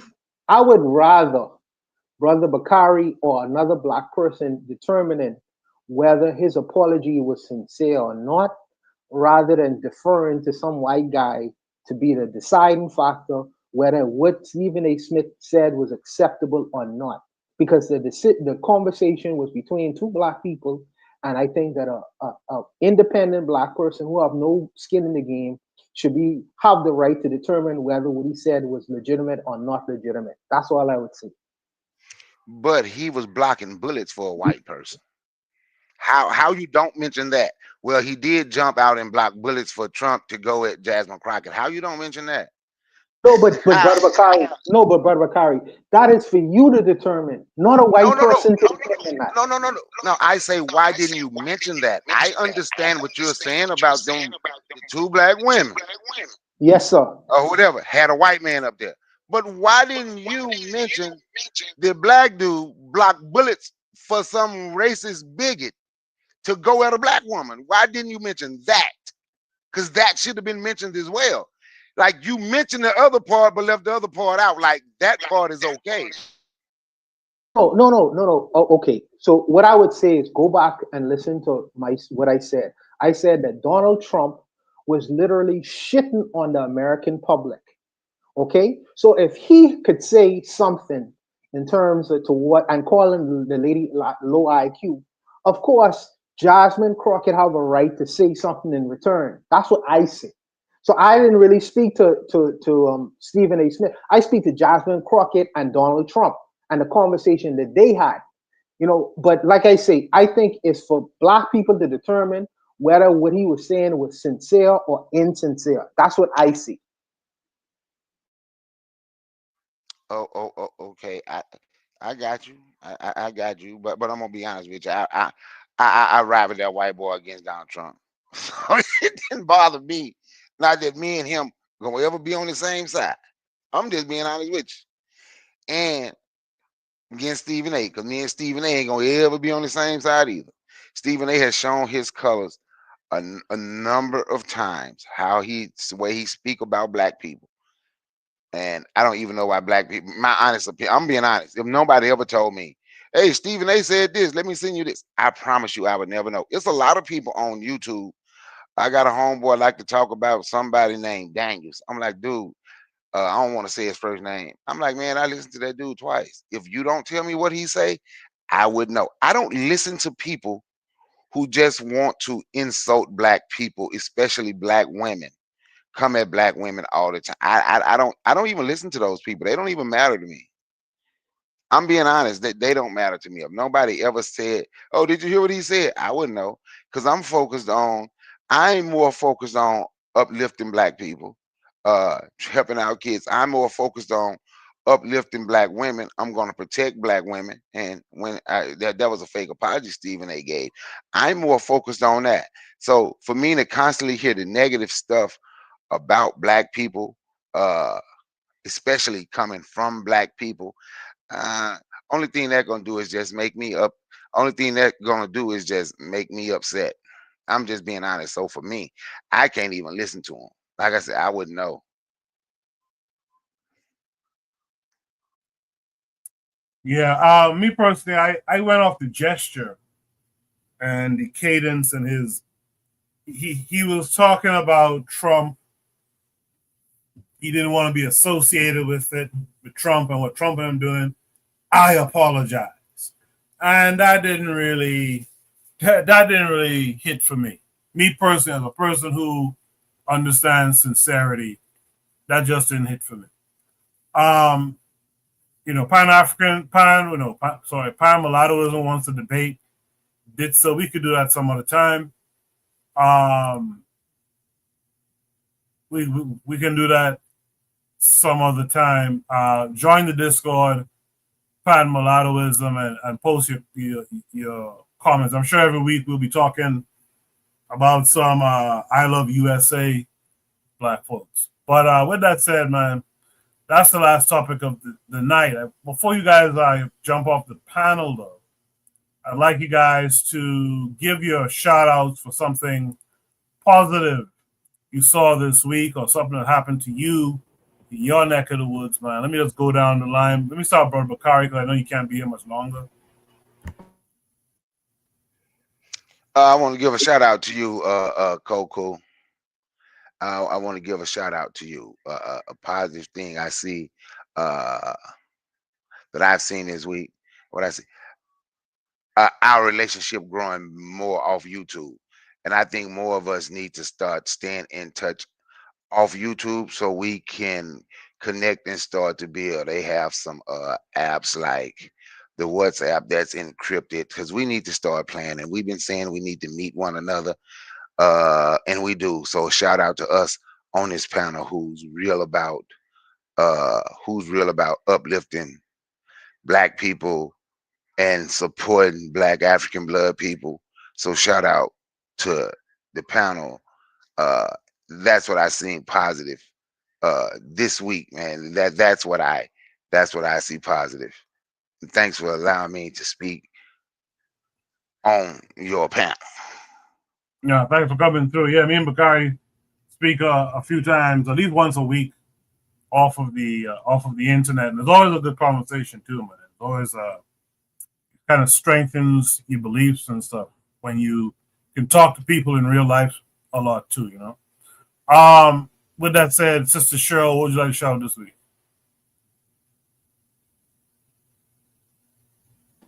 Yes. I guess I'll shout out my husband. He recently just came back from Ghana. He had a conference over there, and he made a lot of headway, a lot of connections. So I just shout out to him. Oh, that's wonderful, Sister Cheryl. Whenever you can, if you can tell us, what's been going on, because there's some of us who are looking for an inspiration, looking for an inroad to doing some stuff in Africa too. So if you ever have the opportunity to share, please do in the future. Yeah, I will on off of YouTube, because some weirdos in the comments. I don't want them to know. Fair enough. Yes, sir. Yes, ma'am. And you can. I think you did already, but you can definitely have conversations with us on the Discord as well. And let me say one more thing, Koku. I'm sorry. I don't mean to cut you off. I apologize. I do apologize. Let me say this. Look, and when I'm going at the pan mulatto guy, whatever, I'm going to be honest with you. This ain't even at all mulattoes, because I know all mulattoes ain't coming here talking about they pan mulatto. Some of them accept that, they respect their African side and they do want to be a brother. But he ain't, and he shouldn't call me. But I just wanted to make that known, that I ain't coming at all mulatto. Whatever I'm saying is about the guy pan mulattoism, or as Cheryl called him, pan octoronism. That's He's who. probably white passing. That's why he's acting like that. Yes, and I want folks to know that that's who I'm talking about. I'm sorry. I just wanted to say that, Koku, to clear that up. I apologize. Yeah, no problems at all. So what would you like to shout this week? Yeah. Well, first, thank you for having me once again. I know I've been sporadic, but I've been busy in the things I have to do over here. And yes, we're preparing for war against the United States, it seems, if Trump decides to invade Venezuela, even if I hate Maduro and I consider the dictatorship of Maduro a whole thing. But anyhow, I want to be very concise. More than a shout out, I just wanted to indicate two things.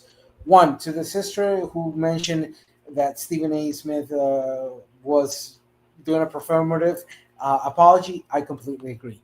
That does not take that. I do consider to a grade that his action was sincere, but his action was not directed to the person that needed to be directed, which was Congresswoman Crockett. It would have been more beneficial if you would have said to Crockett, come to my program, let's talk face to face. I apologize, and also have a more profound conversation in regards to that.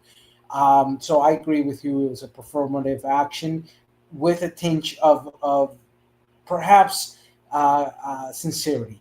And shout out to Mulatto, this is not my first interaction with. A shout out that you attempted to take your shot, you failed miserably, but I'm open to have that discussion in regards of the realities of Pan-Americanism versus with Pan-Africanism, which I both wholeheartedly support as necessary evolutions of our politics.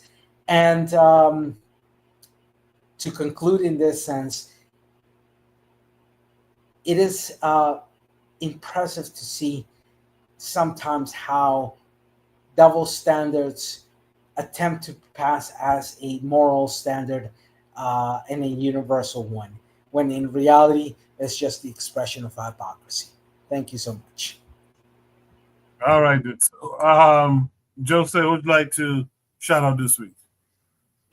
Yeah, I thought the shout out to the husband was inspiring, so I'm going to shout out my moms, my half Portuguese moms. Speaking of mulattoes, we were at the cemetery yesterday, saying goodbye to our missed father and husband, because she is going to Cape Verde Monday, and I'm going to Senegal Wednesday, and now we're going to meet each other this Christmas. And yeah, I have been my whole life her narcissistic supply, and I got my first, vaguely second hug, and yeah, I play it along, and yeah, I appreciate the hug, moms.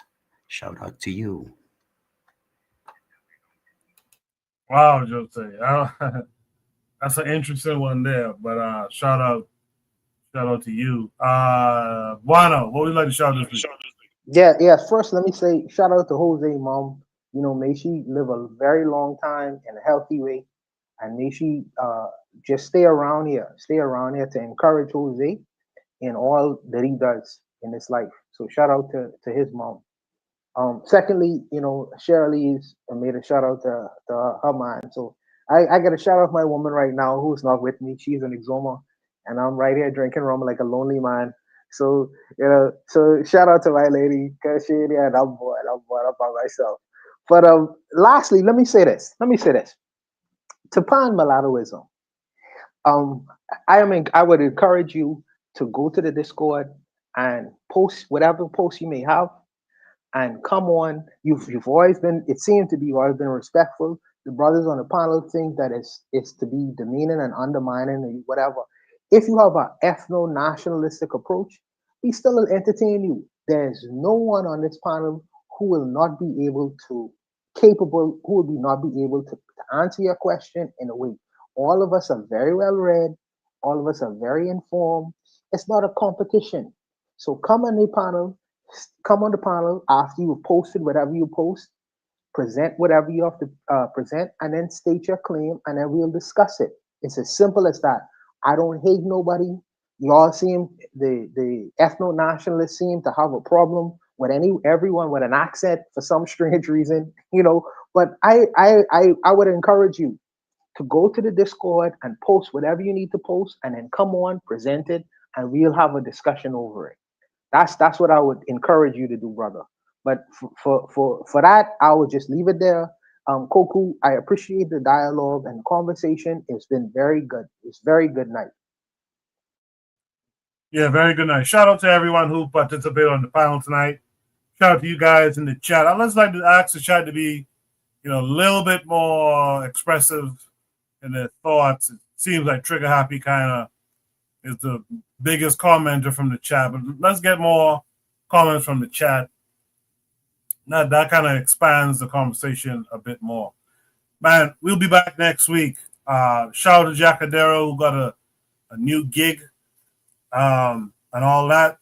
But we should be back here next week, Saturday at 8 p.m. Oh, yeah, you know what my shout out is? Shout out to my laptop, man. Didn't slow down tonight. Had a smooth stream. I do appreciate it. I'll see you guys next week, man. You guys be good. Peace.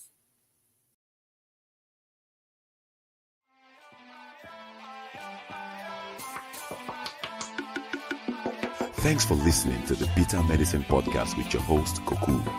If you like what you just heard, we hope you pass along our web address, bittermedicineblogs.com, to your friends and colleagues, and share our show to all your social media. Be sure to check out our archive section on our website for previous podcasts. This has been a KWAZ radio production. Join us next time for another session of the Bitter Medicine Podcast. Follow us on Facebook at Bitter Medicine Show, Twitter, Bitter Meds, Tumblr, Bitter Meds, Instagram, Bitter Medicine.